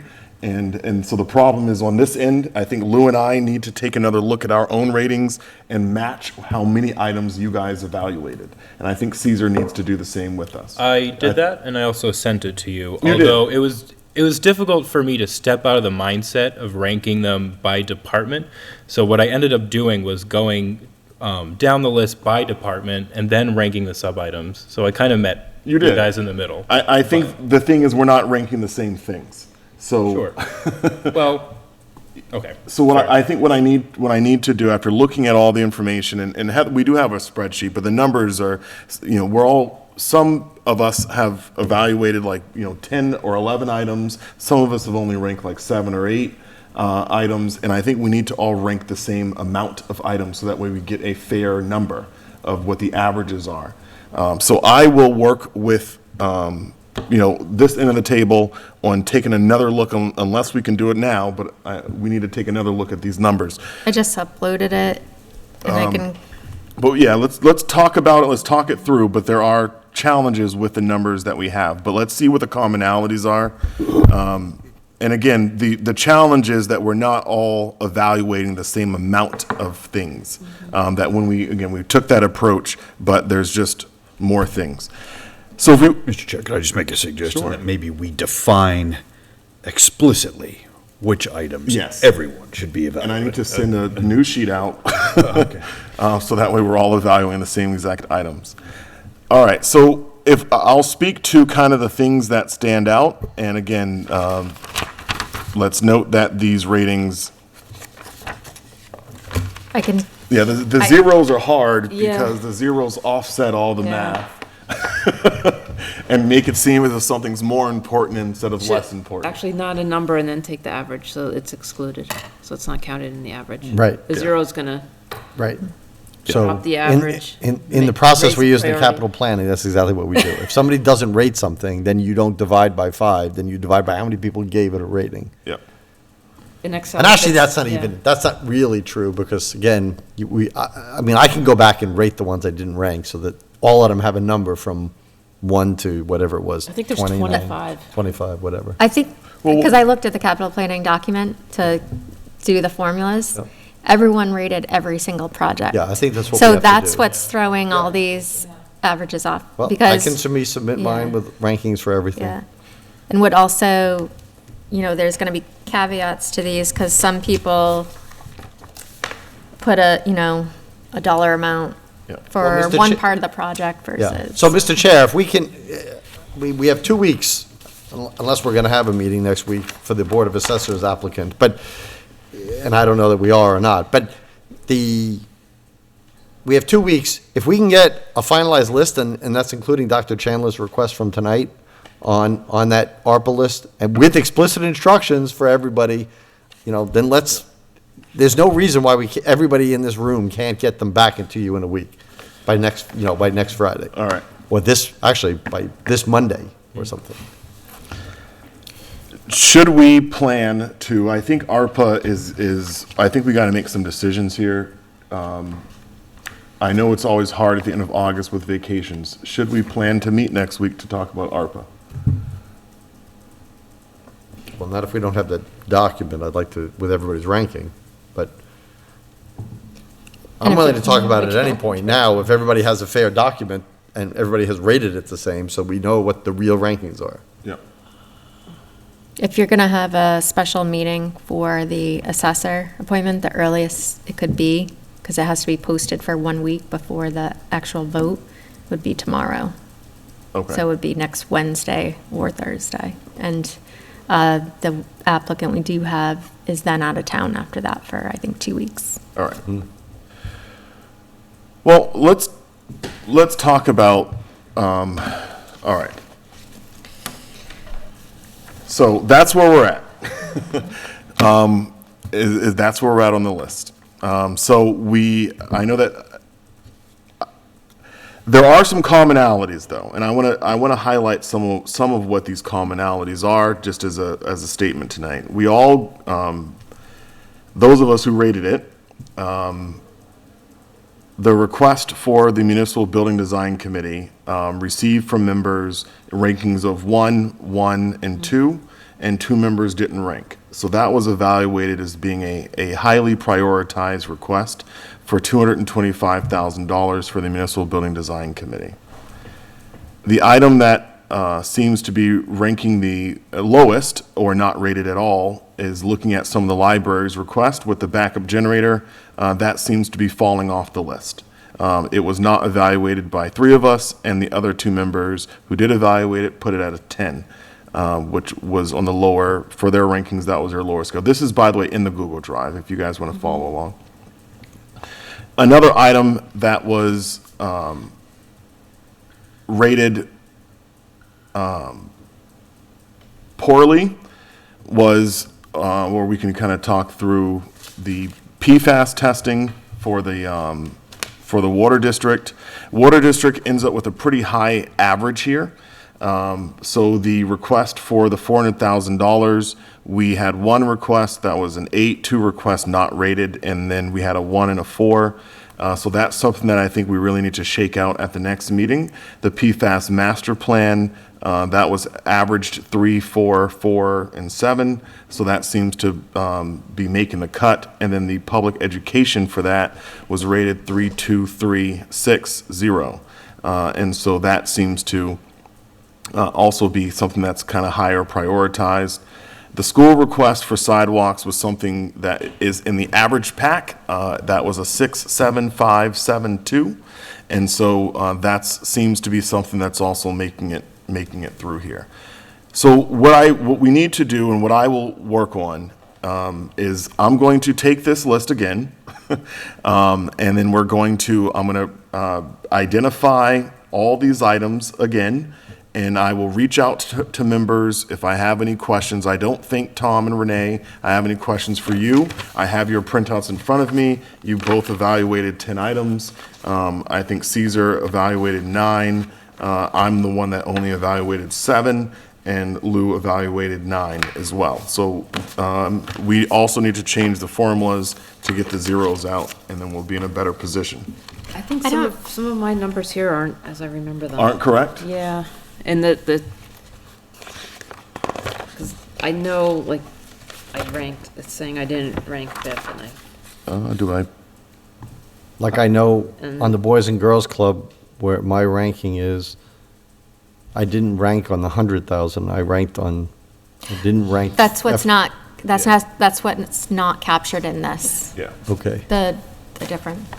Yeah, so when we have those differences, I will also, I mean, it's not a hard formula to figure out an average when you have 5 different people evaluating something. So I can also figure out, if 4 of us are evaluating something at full cost and one is saying, $100,000 less, to figure out what that actual number is, based on 5 people.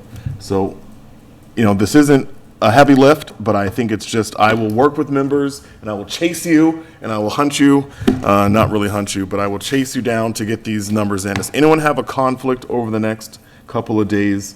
Let's first, does anyone have a conflict if we were to meet next week remotely to discuss ARPA or in person? That meeting would not be earlier than Wednesday, correct? It cannot be. We can't discuss the conservation, the Board of Assessors request, but we could meet on Tuesday just to talk about ARPA. But then we have to process that Board of Assessors request. We have to do that. That's critical. So maybe one meeting to do both of those things later in the week. What's everyone's availability next Wednesday or Thursday? I'm available next Wednesday. That's 7? Wednesday. At 7, she said, yeah. At 7, yeah. I can do Wednesday or that. Thursday works for me. Yeah, same. I can do either. Can we push? Oh, hold on a second. Capital planning, is that Yeah, Wednesday? yeah, capital planning is going to be our first meeting is going to be Wednesday. That took me forever to get What time? agreement. 6, I It'll think. be, it'll be 6 to Probably 8. 7:30 at least. I don't know if it'll go to 8, but Why don't we do this? Why don't we have a dog hearing that we're going to talk about. We have a dog hearing in 2 weeks on the 1st. And I think it's fair that if on the 1st we talk, all we're doing is dog hearing right now. Everything else is off the agenda. So dog hearing and ARPA. That if we just hit those 2 things on the 1st, I think that's realistic. And then next week we can call a remote meeting, on Tuesday at probably, I don't know, is everyone available like 5 o'clock to have a quick meeting or 5:30 for Zoom? for what? To appoint Board of Assessors. What? Wednesday. Next It can't be Wednesday. earlier. Yeah, next Wednesday. Thank you. Week from Wednesday's tomorrow. better, yeah. Week from tomorrow. At what time? 5:30 for a quick Zoom meeting. Sure.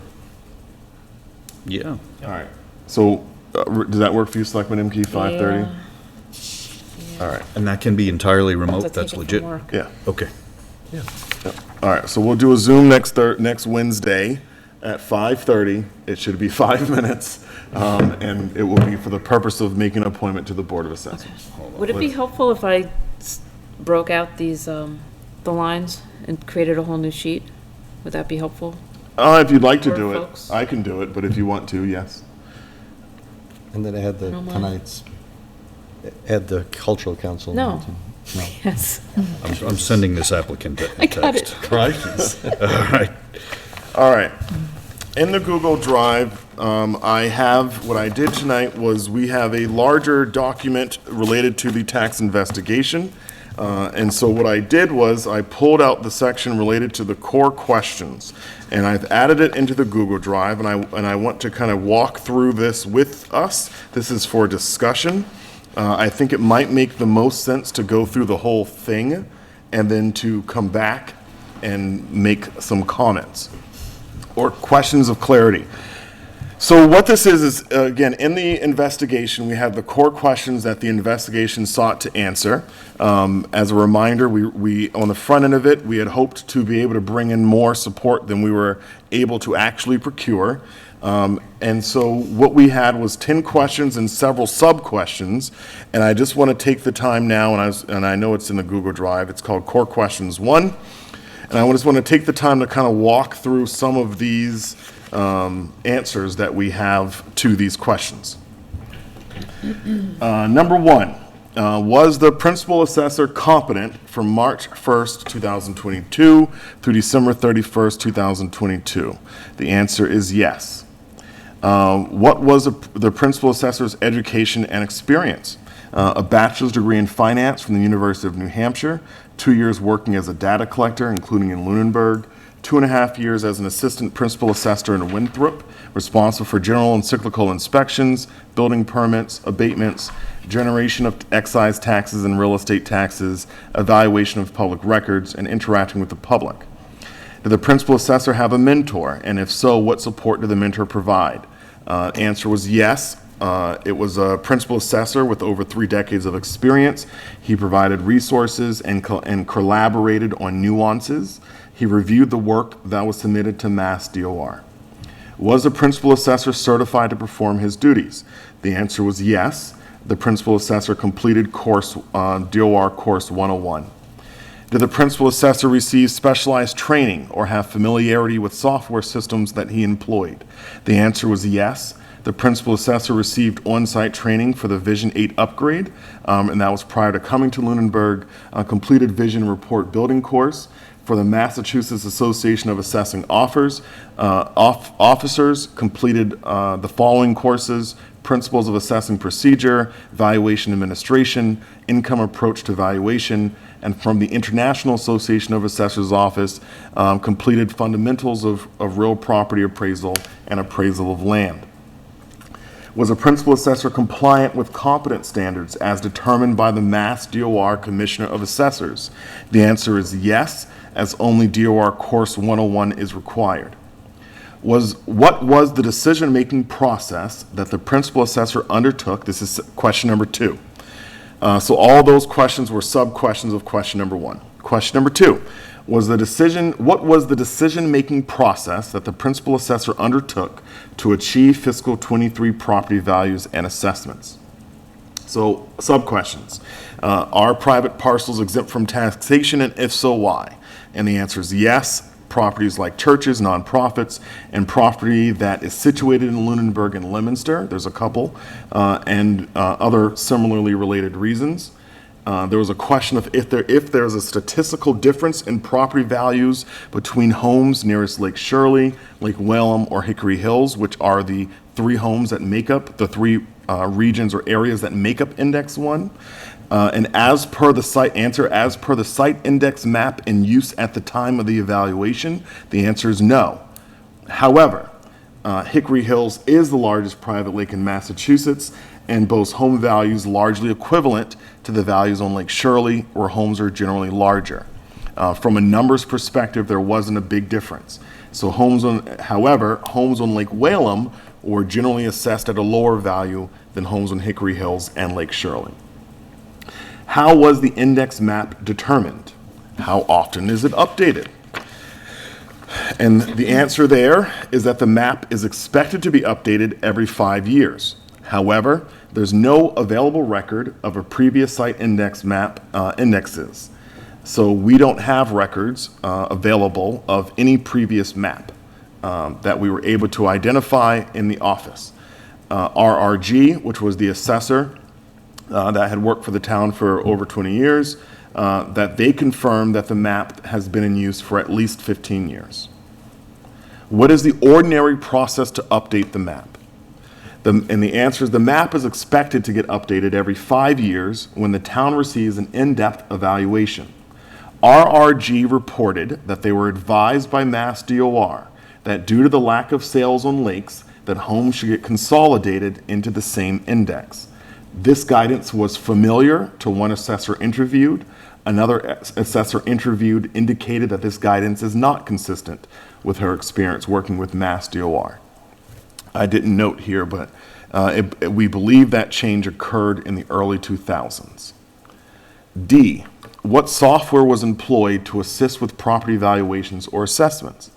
Vision Government Solutions, Inc., also shorthand as Vision, provides a computer-assisted mass appraisal, also known as CAMA, software that was employed. It is noted that prior to fiscal year 2020, the Commonwealth's CAMA was utilized. There was a transition from that system to Tyler CAMA. RRG had a reported financial interest in Tyler CAMA that was not disclosed to the town.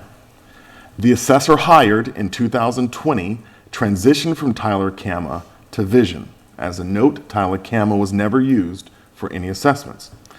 During the investigation, there were no digital or other records to reveal what was in the Commonwealth's CAMA or Tyler CAMA. RRG indicated that the site indexes used property attributes with detailed notes. Those attributes did not transition to Vision CAMA. Does the software provide standard alerts or notifications about impact from fiscal year to fiscal year? The answer is no. As per Mass DOR, impact on taxpayers is not relevant to the identification of fair market value. Question, does the software analyze sales data and provide recommendations? The answer is no. Does Mass DOR have a position or requirement regarding the assessment software that was used? The answer is no, but Mass DOR does recommend the use of a CAMA software.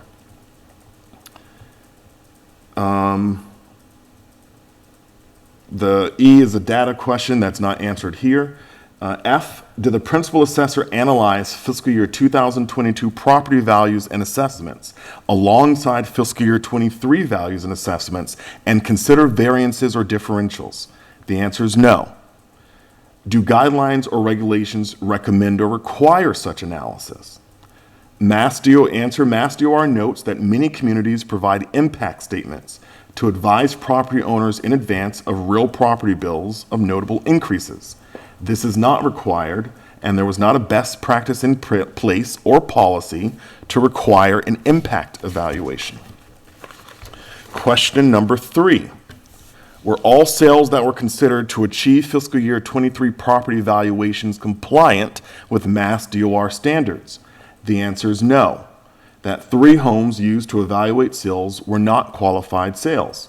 However, as medians are used to identify the assessment to sales ratio, the removal of the unqualified properties did not present a statistical difference. And I should have added in significant.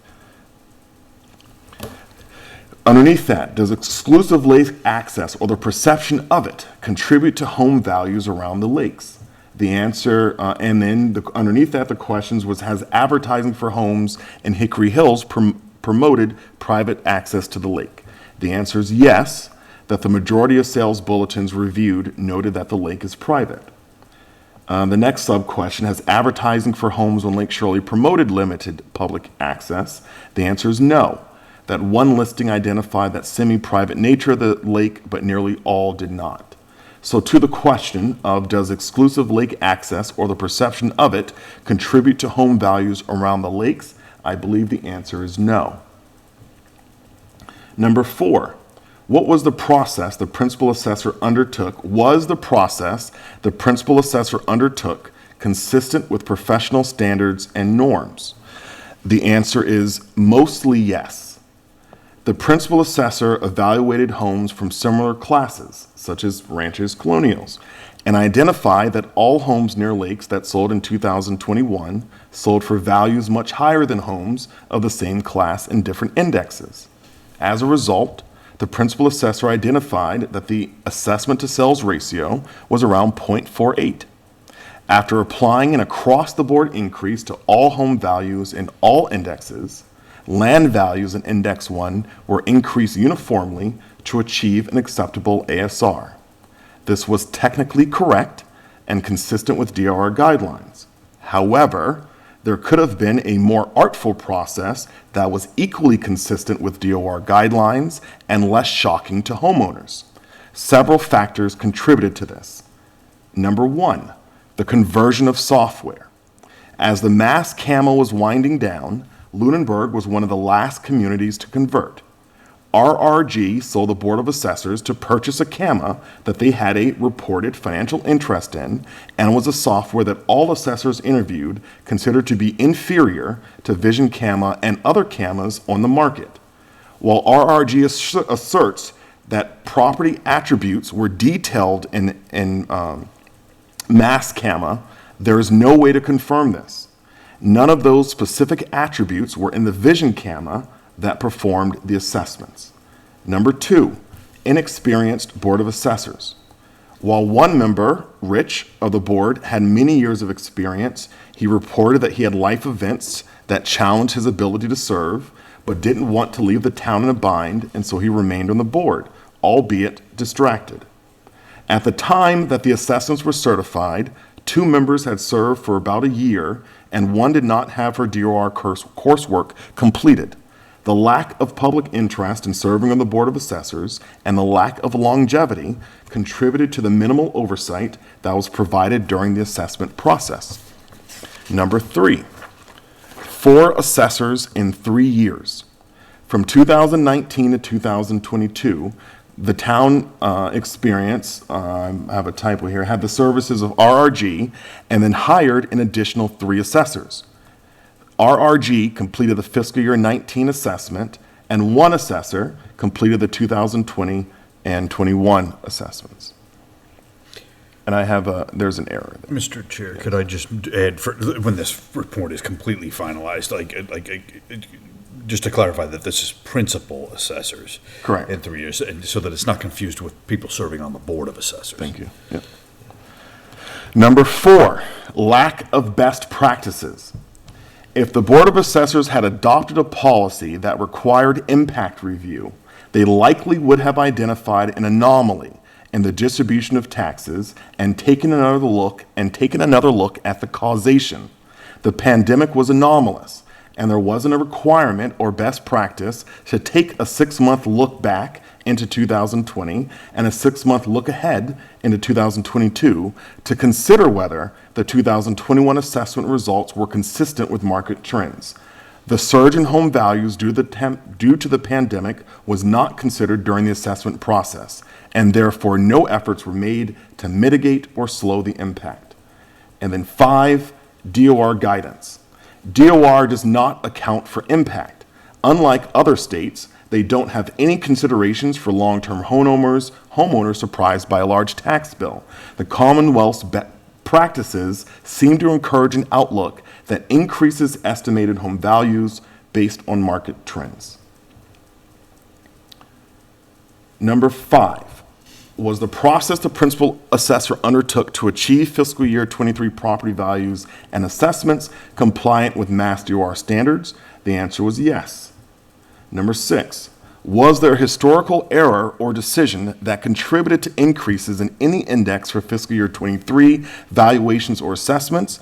The answer is that members of the Board of Assessors were concerned about the poor quality of work that RRG was performing for the time, and their inability to get a better performance from the hired vendor directly contributed to the Board of Assessors moving toward hiring an in-house assessor.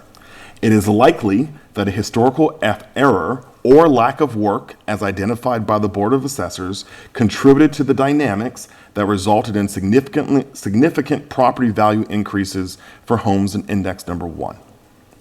Sub-question, and that's a data question. Question number 7, when were fiscal year 23 quarter 3 and quarter 4 payments mailed?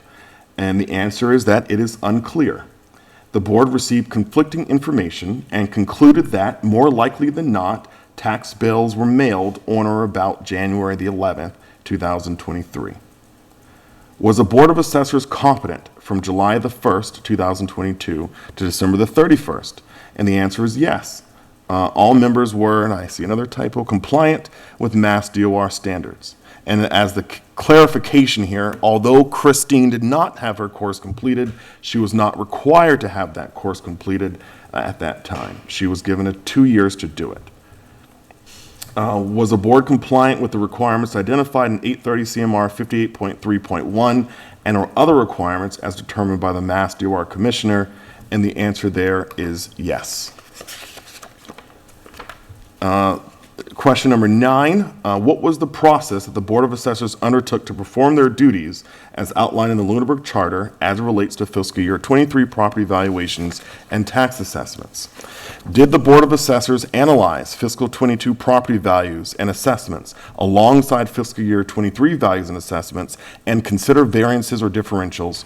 The answer is no. Do guidelines or requirements recommend or require such analysis? The answer is no. Does the Board of Assessors consider impact of tax assessment increases during the usual process of property valuation and tax assessments? The answer is no.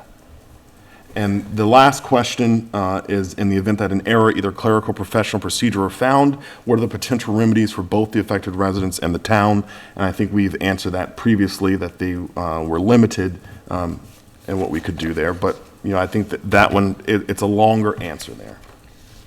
So my expectation is for us to talk through this. I think that what the next steps will be is taking the full document, having this for our September, I think it's the 15th or 12th in that time frame meeting, and having the full document and making that available to the public with all of the interviews, with all of the supporting documents, with all of the analysis spreadsheets that were provided through the assessor's office and that we ourselves did, and combining all those into one document and referencing in here the nexus between the answers that are provided to these questions and the documents that support where these answers have come from.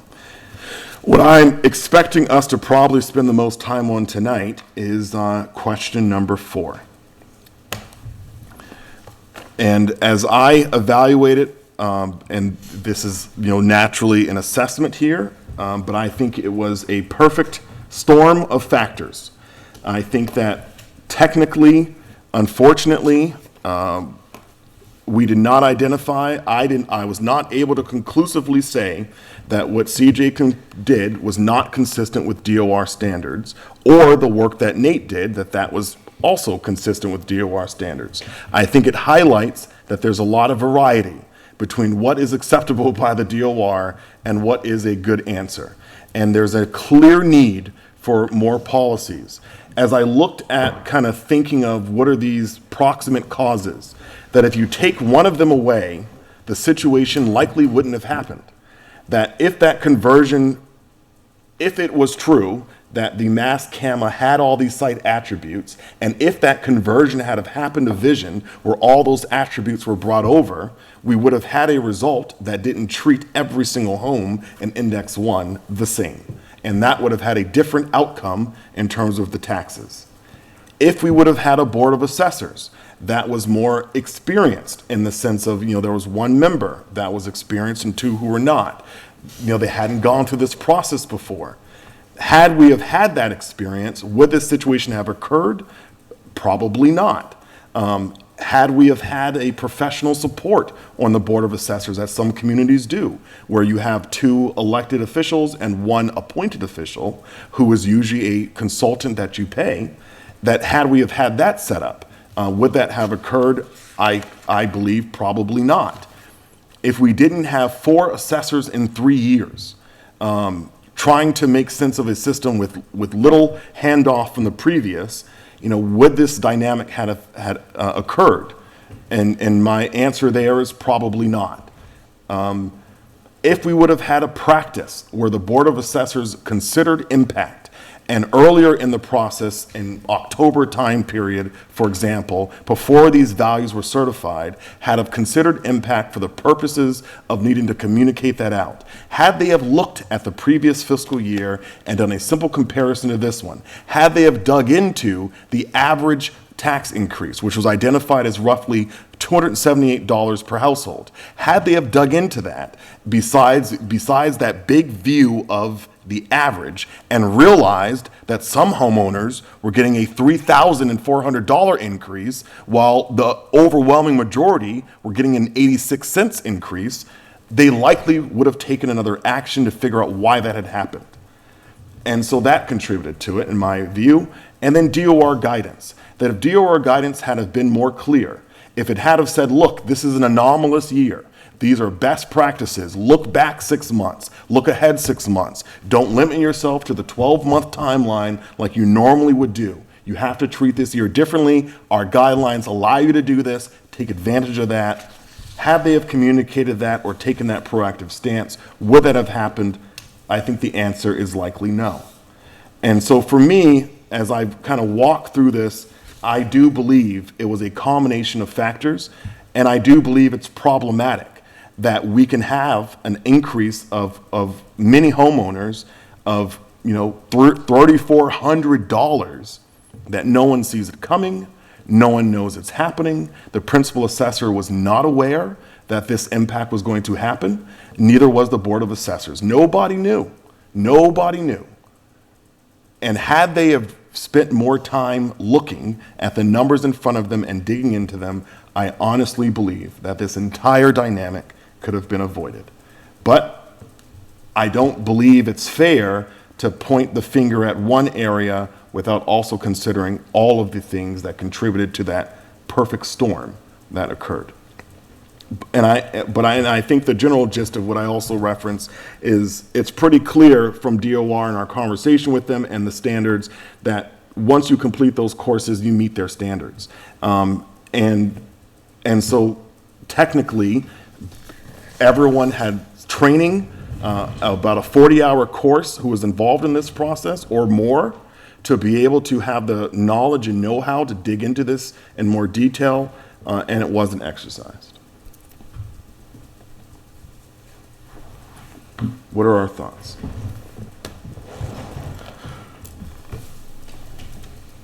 Want me to start? He's looking at me. So I agree overall that it was a perfect storm for all the things you mentioned.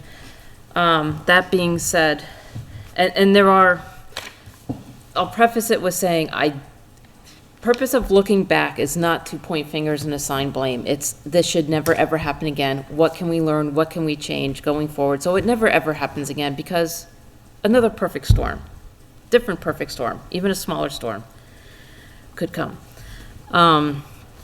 So the one thing that I keep coming back to is this is just common sense. When you see an ASR that's 0.48, and you have to get that to 0.9, between 0.9 and 1.1. It's essentially a double. The only lever you can pull to double that ratio is the assessment value. Anybody who looks at that and knows that equation, knows what that ratio is composed of, knows you are going to be doubling the assessed value of certain properties. That should, even if the system doesn't have a flag, a warning that shows up in the software, that should send off bells and say, whoa, we got to look into this more, whether that means reaching out to the DOR to, get a consultant who may say, well, yeah, that is weird, strange, and that is a big impact. You should extend your sales basis. Look 6 months before, 6 months ahead, whatever. That's the one thing that I think could have nipped this in the bud and never would have happened. Lack of experience, lack of data, whatever it is. But going forward, I think we have to look at these numbers a lot more closely. And I think we will, but with time, that will fade and we'll get lax, people will get lax and won't look. So some safeguards need to be put in place to prevent that from happening. The other thing that I've been thinking, and with the Board of Assessors, it's a really important board. We only have 3 people on it. Well, now we have 1, but that board and some of the others, I know other boards have associate non-voting members, kind of as an apprenticeship.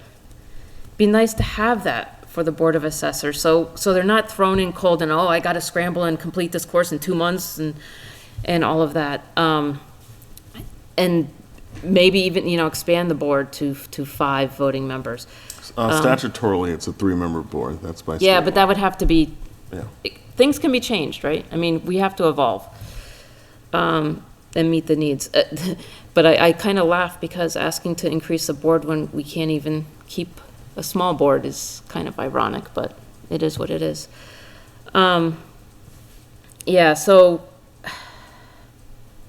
I think those are the big things that I keep coming back to, and you know, the data.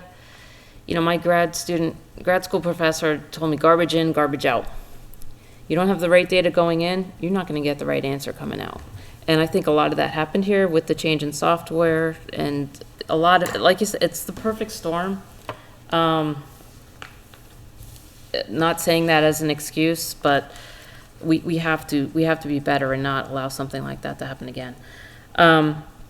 Last thing I'll say is, it was brought to my attention that there may be more flexibility, and we may have more if something like this comes up again. According to Mass General Law, it sounds like the DOR commissioner has a lot of flexibility around the rules and can, I mean, I don't know, Luke can probably read this and make more sense of the legalese than I can, because it sounds almost like they can change, revise rules, regulations, and guidelines.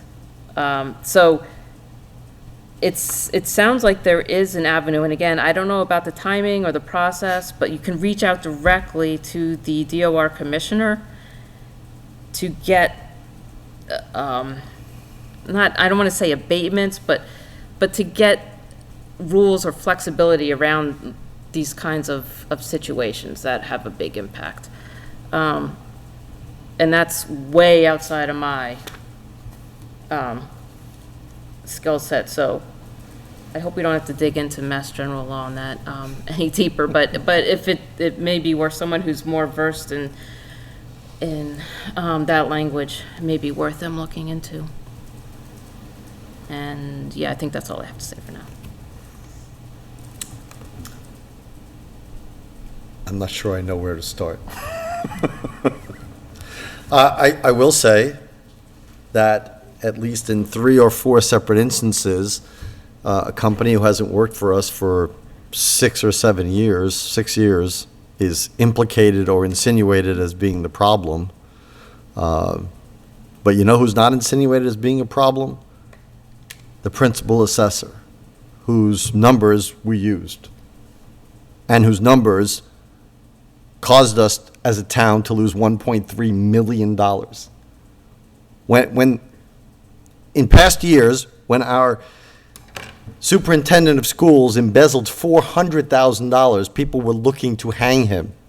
Okay? This person, $1.3 million and over $150,000 in ARPA funds. So almost $1.5 million. And yet, I don't see anything, and I will, collegially disagree with my colleague who just spoke about this is not about assessing blame, because in order to get to what the problem is so you don't have it again, that cause goes on somebody.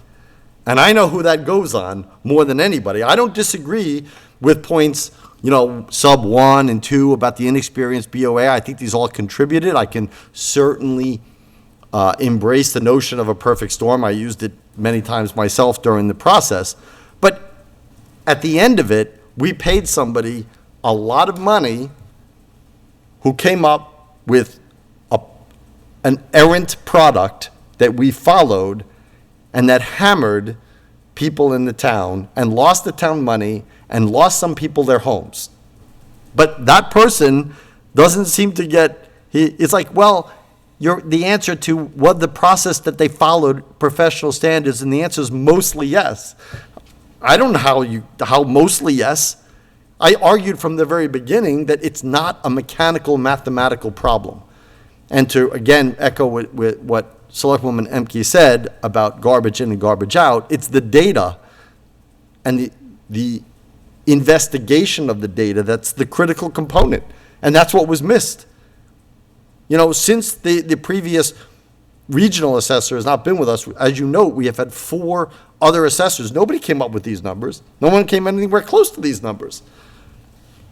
That added to the fact that when asked by myself at the rate hearing if there was anything substantial, he answered incorrectly, whether intentionally or not intentionally is irrelevant, but was wildly wrong in that answer, because that would have alerted somebody. So the alerts that are not being used, the impact statements that are not being used, are important for us to implement and for the Board of Assessors to implement, because that's how you catch this. I will also note that, two things. The reliance on DOR, in my dealings with DOR, and this is recorded so they can, I'm sure, come back to me however they want. They were absolutely unhelpful, and their whole practice is unhelpful in a non-assessment year. They were like, hey, your principal assessor submitted it, your BOA members okayed it, that's it. They said, oh, well, it's not just rubber stamping. I'm like, well, yeah, it kind of is. Because you're like, well, we can't look at impacts, we can't think. So like everybody I spoke to, assessors and people who are on boards of assessors, said the first thing you'd want to know when that number 0.48 came up or the actual tax bills were looked at is like, you know what, we have a problem and we're going to have a problem. So it wasn't like these numbers were right and were upheld in the abatements. They weren't upheld because we had an assessor with way more experience look at these numbers at our request, at our dollar, who came up with very, very different numbers. And his report, stands on its own. So I don't look for DOR guidance in this. We need best practices. As you note properly, we don't have data from the past. I couldn't get data because we didn't have anything in place except reliance on the CAMA system. Our own IT, department didn't have any other backup systems except the state CAMA system, which doesn't exist, and nobody's pull started it and probably fed it gas, and the carburetor's probably broken anyway to start that thing. We didn't have any access to that data. So decades amount of data gone to us because we don't have a backup practice to it. Those numbers, once the tax rate was approved and the tax bills got mailed out, they don't go on our website. So people were clamoring to find out, because they hadn't found out from their mortgage companies yet, what the tax bills were. They should be updated immediately as soon as the tax bills were done. I completely disagree with the assessment that we didn't know when the tax bills were sent. The affidavit we got from the mailing company, by your own admission, was a bad document that didn't meet legal standards. And we came up with documents from the United States Post Office about when we received it, and it took a lot of research and a lot of effort to get this board, but nobody who looks at that could possibly think that they were mailed on time. No reasonable person, I will say, will think, with the evidence that came up, that those were mailed on time. And yet, we forced that through, which caused further hardship, because now people had to come up in 2 weeks with thousands of dollars, some people. So this report does not, in my mind, does not even begin to say what the problem was and where the problem was and how we should avoid it in the past. I think the things that are listed here, the conversion software, we absolutely need to do.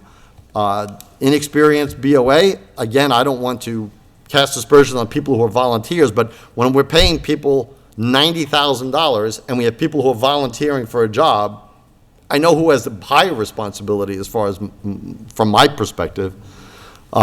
Certainly getting assessors in and out, and we had seasoned assessors, and one person left, she didn't intend to leave. She intended to stay, but her family moved.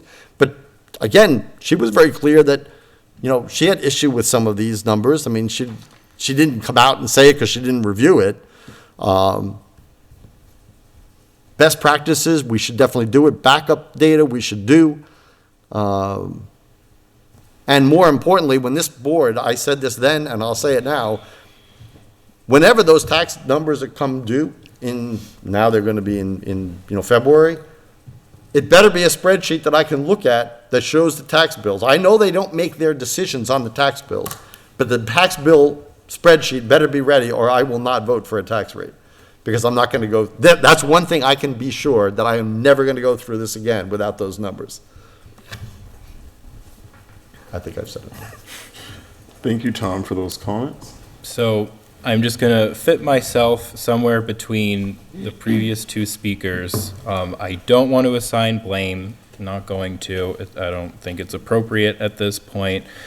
But I do think it's important to not forget the human impacts that this entire situation has had. It caused so many people a lot of fear, anxiety. It caused so much division in our community. So at this point, my hope is that this investigation produces actionable information that we can actually do something with so that we can get to a point where we can just move on as a community.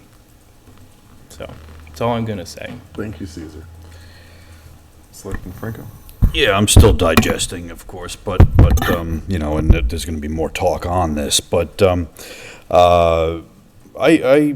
I think the points many of the points so far that have been made are fine. But I want to say, as the report overall, there I see a lot of as part of this report, as part of this investigation, I was interviewed because I was on the Board of Assessors in previous years, so I commented, and I see some of myself in this report, including.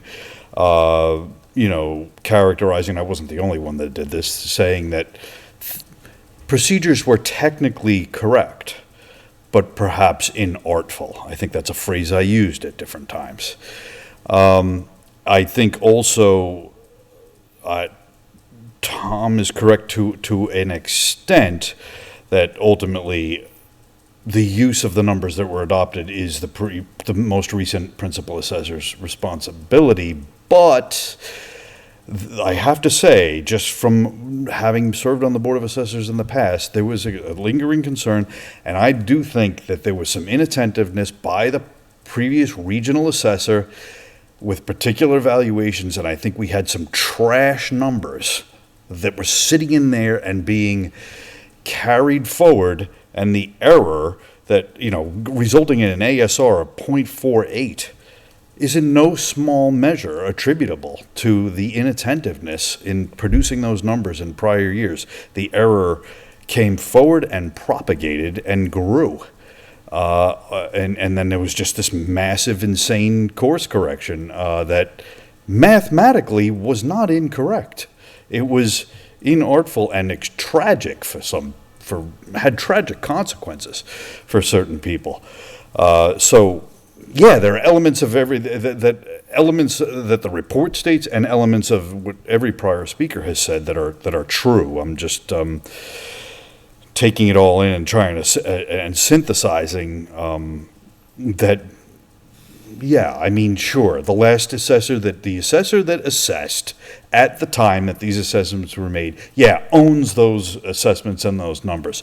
But you identified in the report how many factors contributed, the data not being carried forward by the previous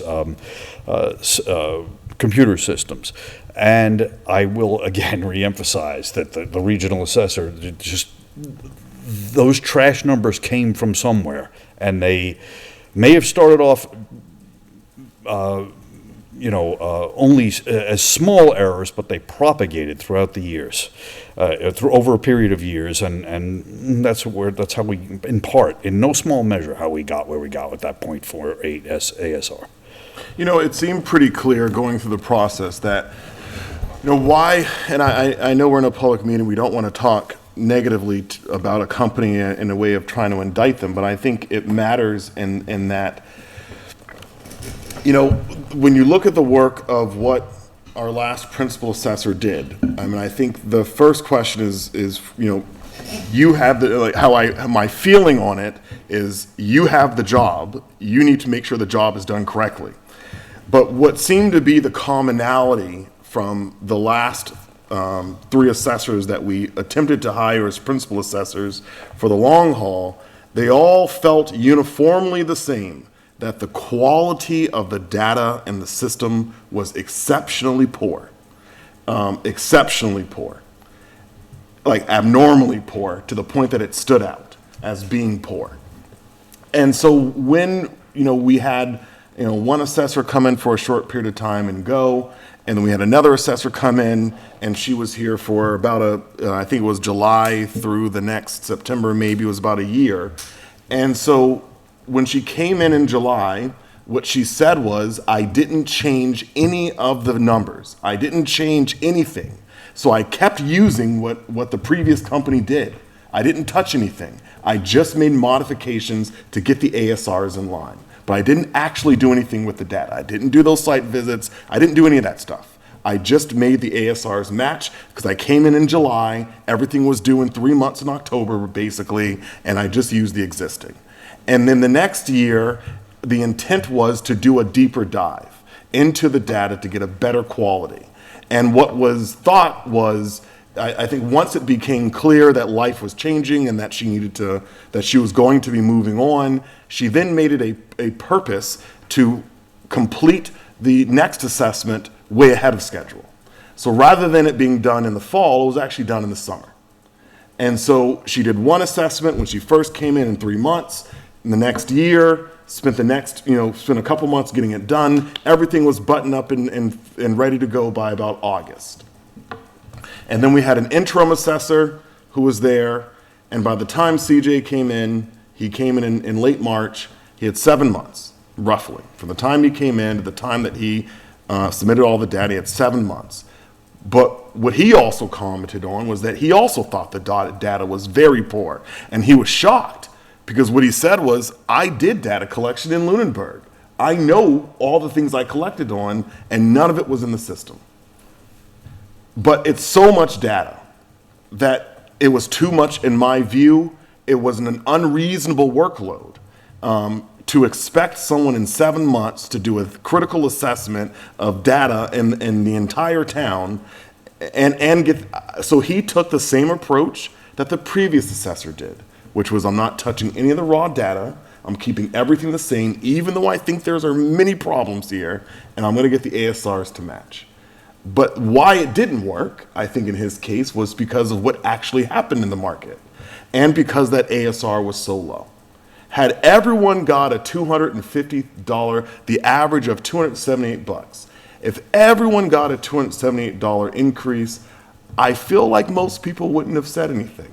I don't think this would have been a fiasco this year if everyone got a $278 increase.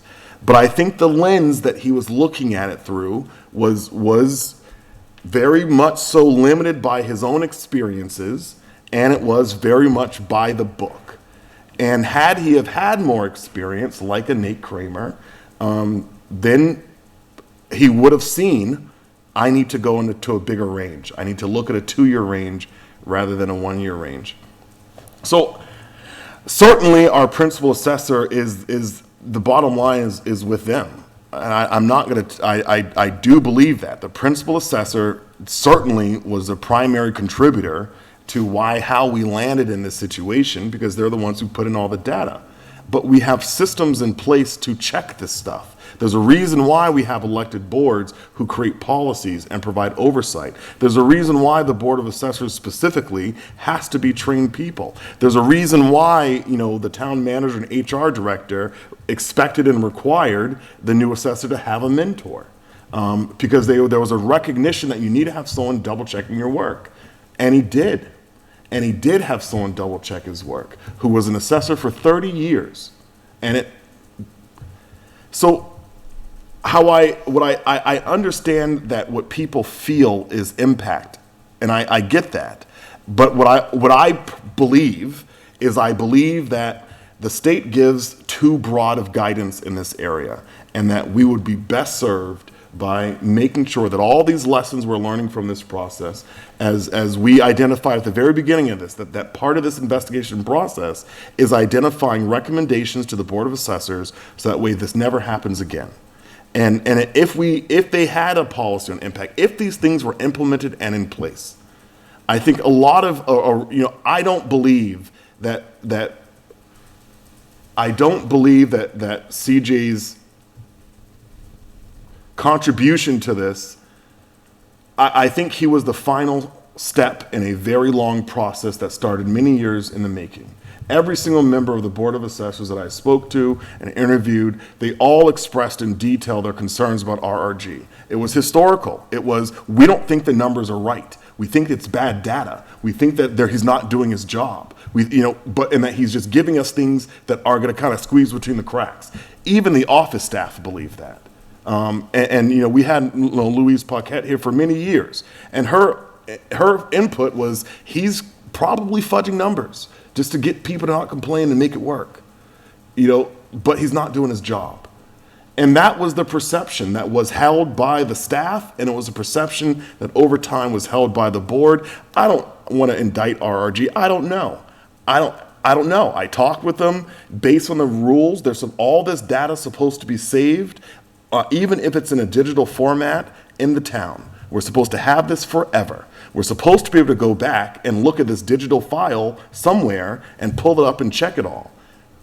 However, it doesn't exist, and when I requested it, I was told by the previous company it will be forwarded to me, and it never was, which makes me believe it doesn't exist. So I think, again, I don't want to indict the previous company, but from what it seemed like was the board over time was getting frustrated that a vendor that they had hired who was performing a high level of service when they only were servicing three or four towns, that quality significantly decreased over 20-something years when they picked up 10% of the state.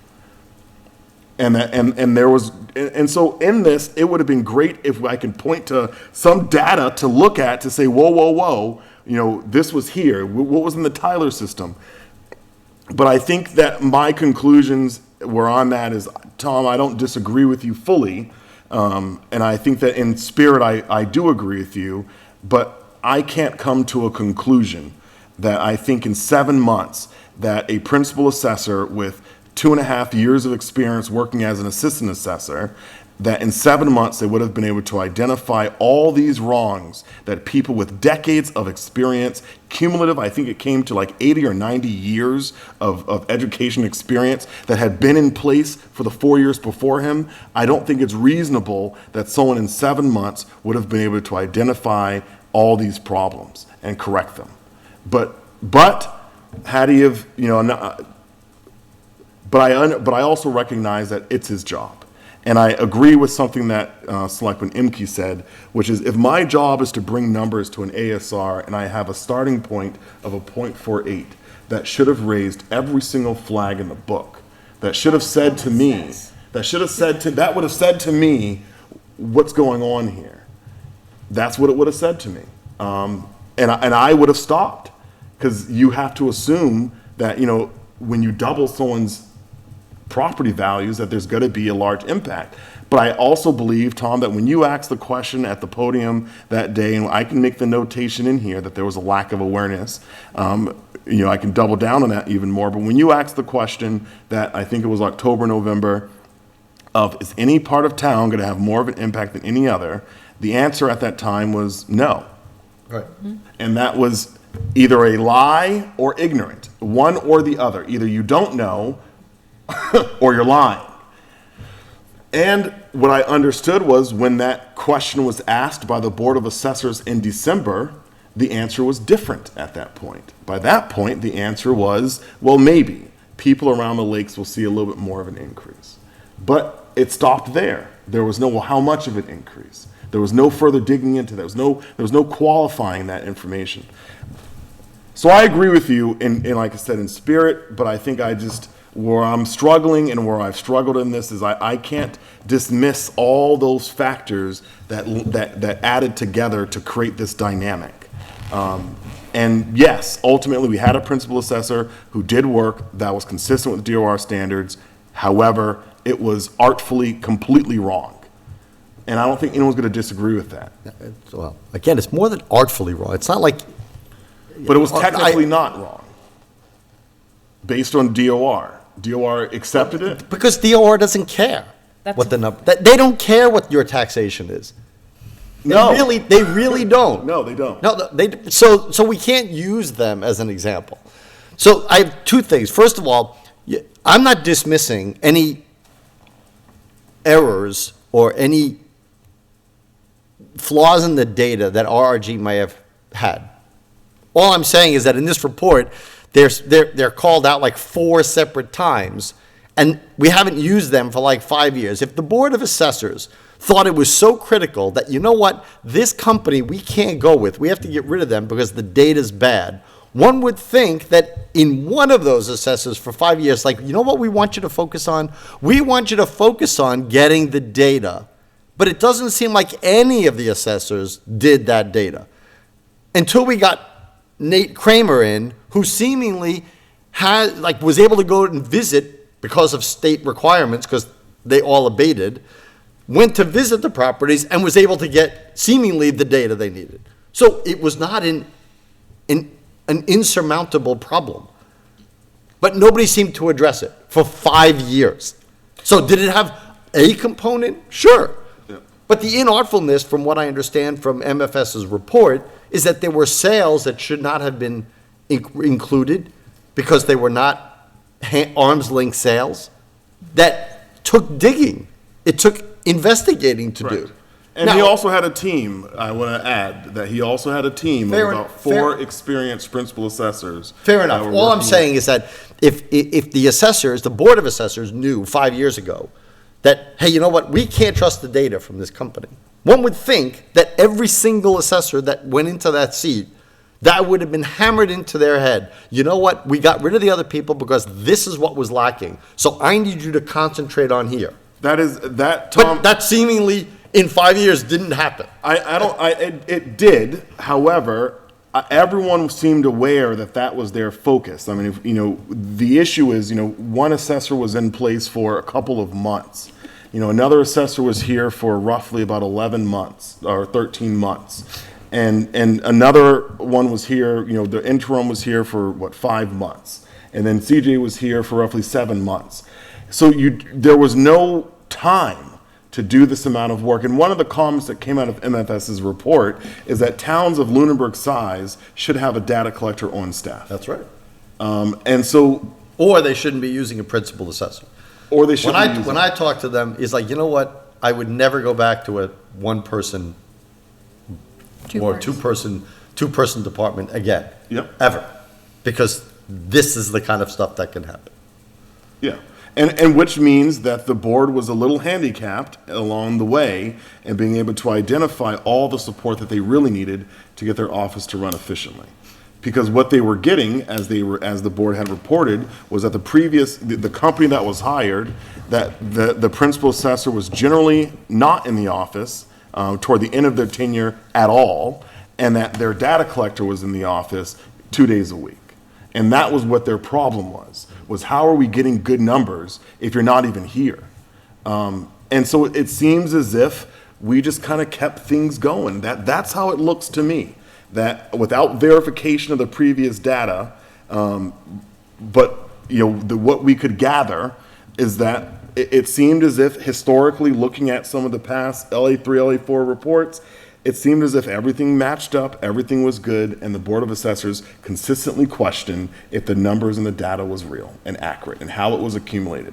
And the board at one point even went the extra step and hired someone else to do part of the contract that RG was hired to do because they were so not confident in the quality of work. And once they did hire that next person, I think it was related to commercial property or real property, they realized like a doubling or tripling in revenue. Property. Say again? Personal property. Personal That's property, right. I think it resulted in a doubling or tripling in revenue. It was like 5 times, at least. And so there was verification then that what's happening isn't right. That when we bring someone else in here, we're getting better answers, we're getting better results. The pandemic I'm still disoriented with time. I don't think it's been quite 5 years. Like what happened pre-pandemic and what happened post-pandemic. Sometimes I can't separate. I don't think they've been gone quite 5 No, it's years. been, I think it was end of 2019, beginning of 2020. Yeah. was when Okay, RG services stopped. Yep, okay. So, And then you're having that rapid succession and yes, hand changing, no continuity with these other assessors coming in. Yes, that whole thing was the personal property. Part of their contract was to do personal property, and we just felt like because I was on the board at that time, we felt like we were not getting the revenue stream from, there was so much personal property that wasn't being identified. And then we pushed to have it come up to what the select board was at the time, to get to spin this off and get another entity to do the personal property. And like the first year, it went up like, the amount collected went up like 250 grand or something like that. It was a large number. Yeah, you know, so like they paid, like in their contract to do that was like 30 grand maybe or something like that. You know, That's right. You know, so I mean, it was like 8 times the amount that we paid that company to do it, we got back in the first year. You know, for them to do it. Yeah. So. But I will, Tom, I hear the feedback you're giving. I will certainly make some modifications to incorporate that. And when it comes to the date that the mailings were mailed, I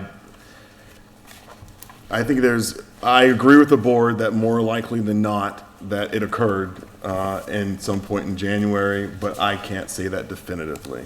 And I don't think any of us can really say that definitively because we don't actually know. We have process and policy. Well, we have process and policy, and I can point you many processes and policies that aren't always followed. But you have process and policy. I don't actually know. I know we met for about an hour and a half and talked this one through, and I think I was the last one to come to be able to see the light. I think I want to be definitive on certain things. I want to be able to say for sure this happened. But I think regardless, we already made the determination, and I think that the report accurately captures that it's not clear. And maybe what I can go into more detail on is that, and it should be crystal clear. There should be no question about the date that a mailing occurs. It should be crystal clear, reinforced in multiple different ways. Mm-hmm. And that's just not what we have. We have an unclear date. I don't agree with that, but. And there shouldn't be any lack of clarity. I wasn't on the board then, I watched the meeting. I heard the evidence, I haven't seen it. Well, I will agree with Mr. Nizzolo, who said that what we should do, what the report should say, is what were the findings and what are the things that we need addressed? I think in clear format. I think they're gotten to, but there's a lot of what you put in the investigation thing, which are just answering basic questions, and I don't think we need that in the report. That maybe as background to the report, but I would say that the report is like the executive summary. This is what the situation was, and this is what we found. Yep. And this is what we need to do to make sure it doesn't happen again. So if we can continue that one out. So what I've noted from our conversations is for recommendations is there's clearly a recommendation on a policy for impact, that the Board of Assessors should be considering impact. And I think we can go into much detail there. I heard a recommendation about the establishment of an associate member program for the Board of Assessors. So that way there's some kind of invitation to be able to train up people, and that way they're in the pipeline to be able to get on this board. There was a note, this isn't a recommendation, that's just a note to me about lack of awareness. Supervision of principal assessor, and I'll turn to the town manager for this one. What are your recommendations, given that, you don't have experience as a principal assessor? What is a reasonable supervision structure then for a principal assessor who's hired? And I want to note that by saying I don't think it's unreasonable to hire a 27-year-old to work at a professional job. That is not unreasonable to me. However, when you do, that there probably has to be additional services provided, knowing that they're junior in their career. And so, is that a consultant that's on staff to be a mentor for that whole first year, similar to what we're expecting to happen with the finance director? That is this something that structurally there should be some change to? So I'll turn to the town manager for your input on that. I would agree that more of a defined mentorship should be involved in anyone coming on board, especially someone who doesn't have. Right now, we're not seeing applicants with that level of experience at all. Like, we're not even getting associate or assistant assessor people applying. We're getting more people who are in the appraisal field.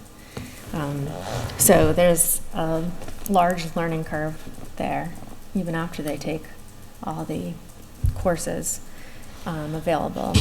I think hiring a consultant permanently every year to be part of the oversight and review process and review all the data as that checks and balances would be helpful. Someone who has many years of experience and maybe more than one that can be neighboring communities assessors that also check, because it is a tight-knit group that would be willing to help their fellow colleague out.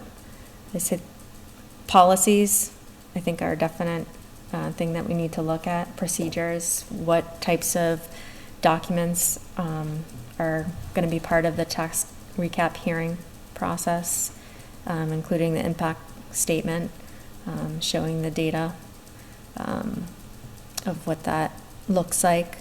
I have an example from Nate Kramer for the tax recap hearing that he does for his community.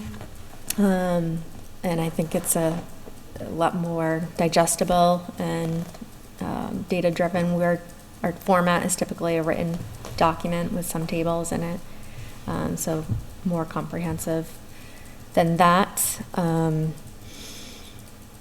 DOR has provided resources, best practices. They want to see, especially now they're hearing like they want their principal assessor, your principal assessor, to be the one out doing the inspections, to be intimately knowledgeable with the properties in town. They don't want a consultant to be that person. So I think there's going to have to be, a balance between the two. I think staffing definitely is a big component of that. We transitioning from RRG, who the town had for 20 years, right? 26 or something. That was a big transition for the town to undertake. It was a repeated request that the board brought to the administration as a need, and the staff repeated that need as well, that the contract wasn't being fulfilled. And that's why we went that direction, to bring someone in-house who is more accountable versus a contracted employee solely to do that. But I think a hybrid model is probably the best model. That's just initial thoughts. So we'll have more. But. All right. So pretty clear. So the rest of the report, we'll put this in the middle of it. We'll make some revisions, and then I will make notes on recommendations. And if anyone thinks of anything else, I'm sure that your friends and colleagues, neighbors who may be up this late watching this meeting are going to come and say, what about this? Things that we didn't discuss tonight. So if you also get that feedback, please forward it to me. And then I will make sure that I wrap that into the meeting that we have on the second meeting in September. Any other conversation on this topic tonight? Review dog hearing procedures. So next week, we have, if we all can go into our Google Drive for a moment, we have the folder in here. It's the dog hearing procedure. All right. So the gist is we have a dog hearing next week. And let me just, all right. So if we go into not the law, but the one that says dog hearing procedure updated. All right. So how the process happens, we go over the ground rules. We identify that this is a official hearing. Everyone who's testifying is sworn in. I'm reading this, and then we go over the way that things will happen, which is the order below. So that there will be a swearing in of the complainant, as well as anyone that's going to provide testimony with them. and then they provide their testimony, their witnesses. They provide their testimony. Usually, they and their witnesses will have an opportunity to provide their testimony. Then the owner is going to present their testimony as well, and then there's an opportunity for the dog owner, dog keeper, to provide their witnesses. Following both presentations, the board then asks questions of the parties. At that point, we stop taking any more questions, and then we start deliberating. The key things are to go through a finding. The first is that we need to identify, as we're reading, you guys can read this through, but we need to identify first, is the dog dangerous? And if it's dangerous, we have specific reasons why that we can assume that the dog is dangerous. Is the dog a nuisance? And we have specific reasons why we can identify that the dog is a nuisance. Or do neither apply? Is the dog neither a nuisance nor is the dog dangerous? Now, based on our determination of whether the dog is a nuisance or whether the dog is dangerous, then it triggers additional things. Now, as we look below, the clear thing is that if the dog's a nuisance, that there are certain things we can do, but the main thing is the dangerous dog, because that's where the range of potentials gets broadened.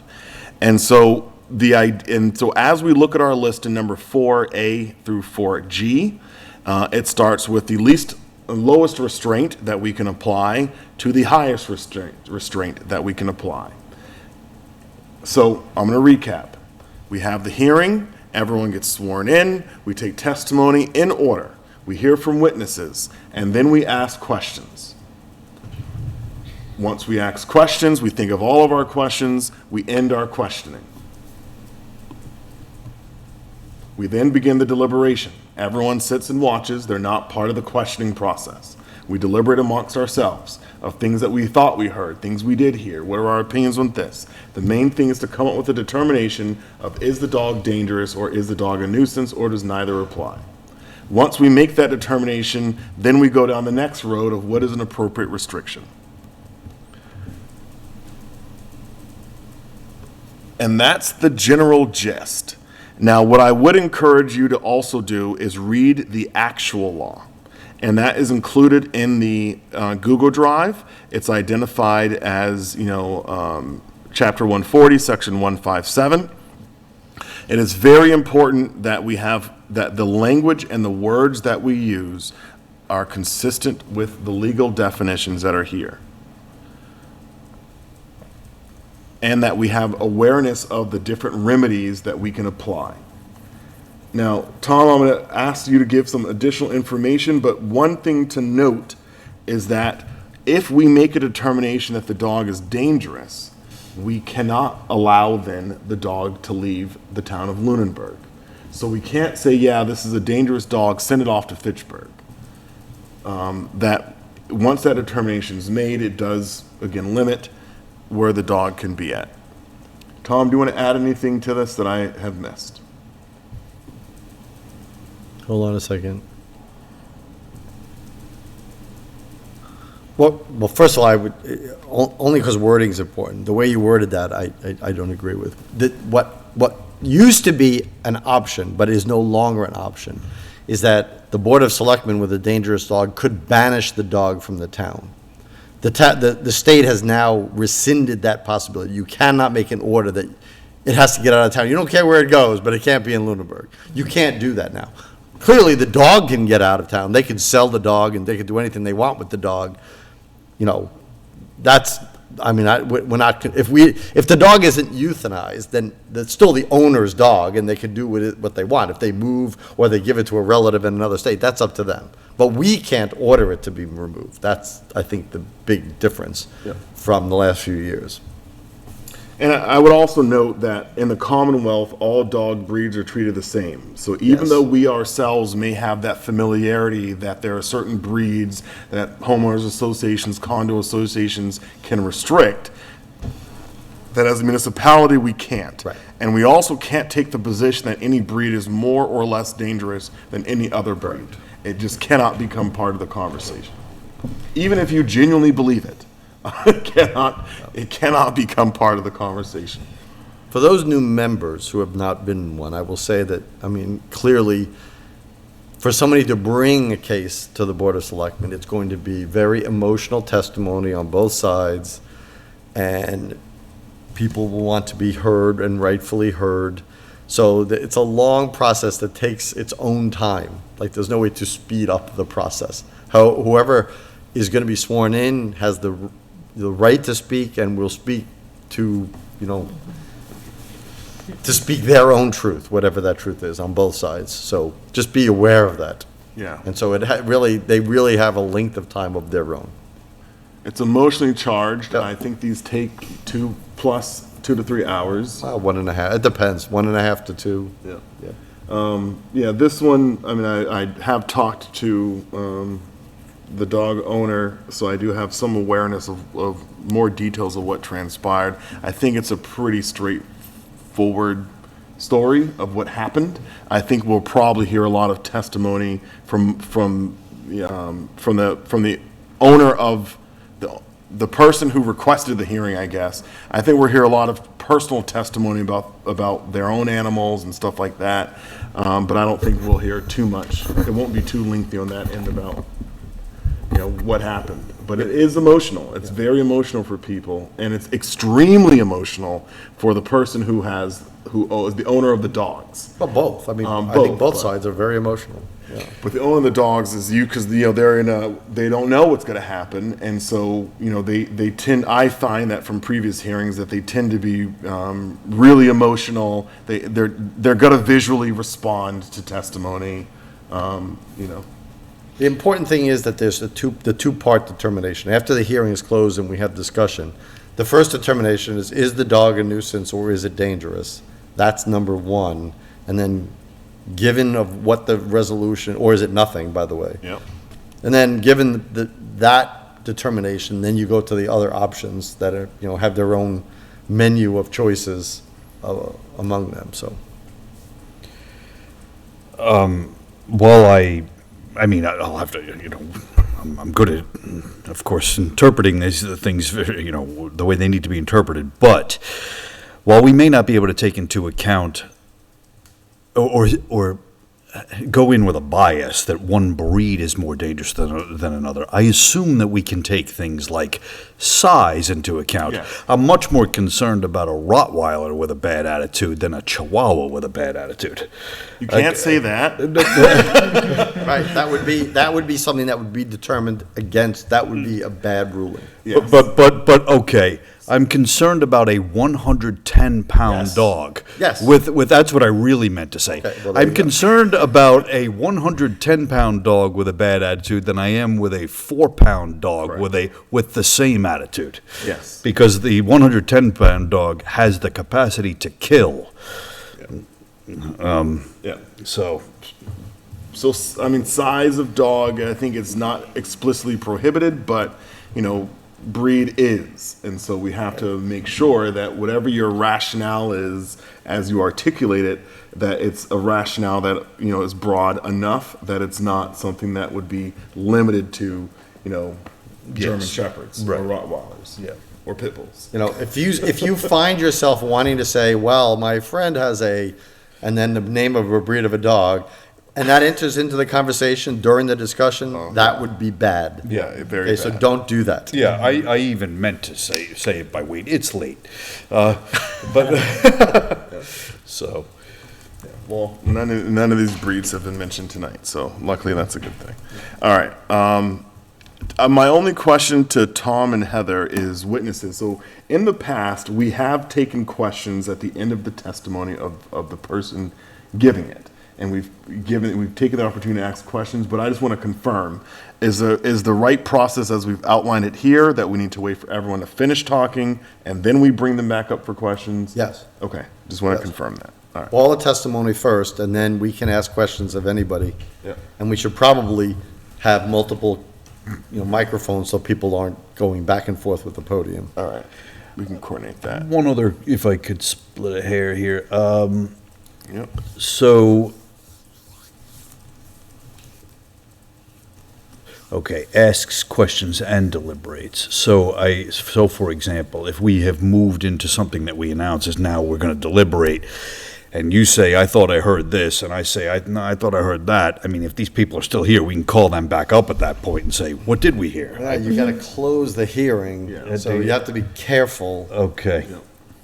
I remember doing follow-up questions, like during the testimony. Well, during the testimony, right, but at the point when you're saying the testimony and the Is concluded. testimony part is done, and we're gonna go to deliberation. Right. At that point, it's gotta be like, okay, like you're the jury now, so you can't go back Okay, and you can't get that witness back ask on the stand, questions. right, yeah, So make sure okay. you get your questions answered. So we have to Yep. talk to each other during that time of what did we hear, even though they're gonna be right here trying to tell us Right. what they said. Yep. I remember that we have to just talk to each other and recall what we heard. So if 4 people heard it one way and one person heard it the other way, it's the way the 4 people heard it is what we rule. Well, presumably, that would be a good assumption. Yes. Not always the correct assumption, but statistically would be a good assumption. Yes. All right. All this makes good sense? Okay. Sign temporary permanent easement for 887 Flat Hill Road. Do I have a poll petition that needs to go down the? That also, this, the clerk. Okay, so this to the other end of the table, that's already signed. And we have to sign this one page. This is the poll petition that we're bringing down the line. The clerk has most of the signatures, and then we have a signature on the last page. Oh, no.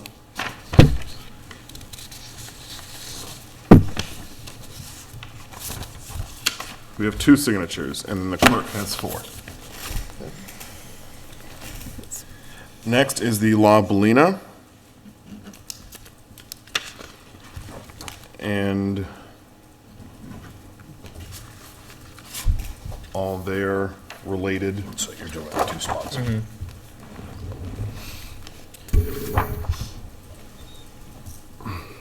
Oh, I should just grab these. Yeah, I'll give them to you now. All right, next is the La Bellina DBA change, This is, temporary easement for 887. Want me to introduce this? Please. So this goes back to the Flat Hill Road Culvert Project. So there's one permanent and temporary easement property owner that agreed voluntarily to sign the easement, and there are no restrictions as far as liens on the property. So the board is free to sign this one at this time. So to give an update just related to that, the 3 other property owners, letters were sent after working with town council on, one of the property owners was looking for payment, which we can negotiate with them because it was a reasonable amount that they were looking for. So a letter was sent if that is the amount they agree on for the payment of that permanent easement, then they've received a letter stating they need to sign the voluntary easement. The town will issue payment for that. The other 2 have mortgages on the property, so they have liens. So they have been sent letters as well that they, 1, would need to sign the voluntary easement, 2, would need a subordination of the lien from the mortgage holder. 1 mortgagee or mortgage company is MERS, very large national company, which town council thinks, based on experience, would be difficult to get a subordination from. The other property has a local bank, so it may be easier for that property owner to get that subordination from them. They were given a deadline of September 1st, I think was the date, to do so. If we did not hear from them by then, we would proceed with eminent domain taken for both of those properties. And just to clarify on eminent domain, I clarified this with town council, temporary easements are not permanent. So it's just the permanent easements with eminent domain. So once the construction purpose is over, that temporary easement doesn't Goes stay away. with town. Mhm. Okay. Makes This is the signatory page. Do we need to vote to accept? I would vote to, sign the temporary and permanent easement for this property. All right, is there a motion to accept the permanent and temporary easement for 887 Flat Hill Road? So moved. Second. Any additional conversation? As many as are in favor of the motion, please say aye. Aye. Those opposed, no. All right, the motion passes. And on this one, it is a signature, and then you're writing your name underneath, and then your title.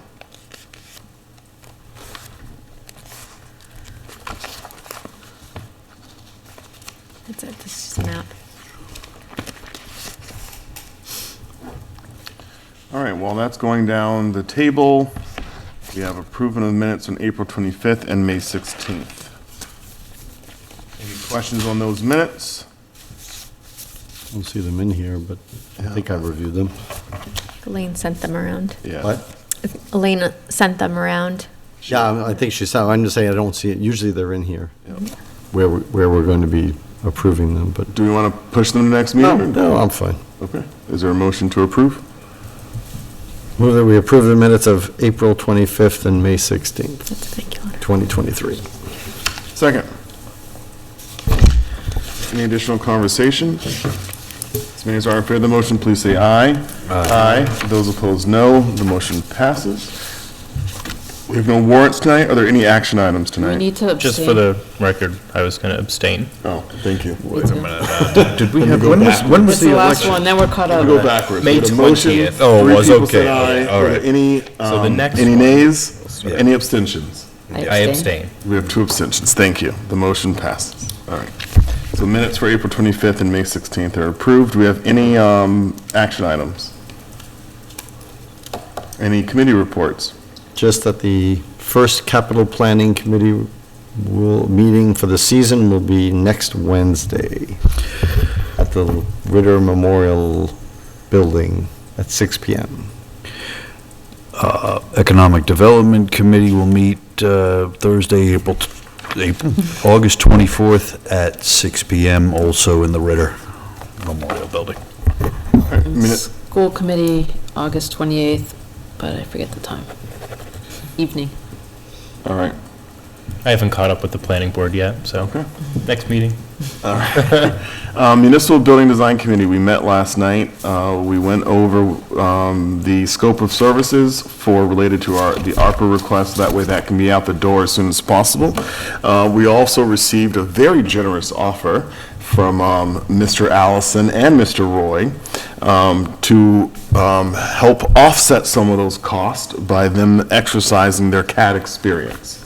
So in other words, they've volunteered that we may, be able to decrease how much the funds that we need this round if we can use their organic resources to generate plans for what these can look like in CAD. There will be some expense related to it. I think that for Mr. Allison, we would need to likely purchase the software and a newer computer for him, but that would be small money compared to having to get those services performed, by a vendor. And so that was one of the major takeaways from that meeting, which was, I think, a great thing from the Municipal Building Design Committee. And we have a meeting upcoming on the 18th of September. Excellent. And library takes vacation during the summer. They take a break during the summer, and they'll start meeting again starting soon. And then in Heather's absence, I was working last week with the cemetery commissioners. They had prepared some draft policies that town council had several concerns with. And so I worked with Nancy on kind of what those concerns were and trying to identify, working with them to identify language that's more aligned with the intent and language of the charter, and then also identifying those areas that they need to further discuss with the town manager and amongst themselves to kind of iron out as they work through. But the gist of what they're trying to do is do a review or update of their policies that allows them, similar to the parks commissioners, that just defines certain things and then makes clear what their intent is. And I think that the source of the friction has likely been the language around day-to-day versus the language around superintendents and management, which is within their charge. And so it's trying, there's a line there. And so, the town manager is going to work with them, as will, and hopefully they'll be at a point somewhere over the next month or so at which they will be able to revise their policies. I think the major takeaway as well is winter burials and doing a lot more research on winter burials. The way the language is written for them now, there's a lot of cost that could be associated with that. And then, I know that they did some reach out to surrounding communities to see how they maneuver winter burials, and they identified a couple cost-effective solutions. And so, that's something they're looking into. Also, the town council is looking into availability of hours. In other words, in Lunenburg, it's customary that once the snow starts, we don't plow the cemeteries, and that's just normal. The state law requires cemeteries to be open for visitors year-round from dawn to dusk. And so the clarity is, what do other communities do? Because available is really broad. I mean, someone could trek across some snow and get where they need to be at, and it's available. And so, town council is looking into kind of how that is practiced. Because and so there's more conversation that would be happening, but I was certainly happy to work with the cemetery commissioners. And then we'll be passing the buck back.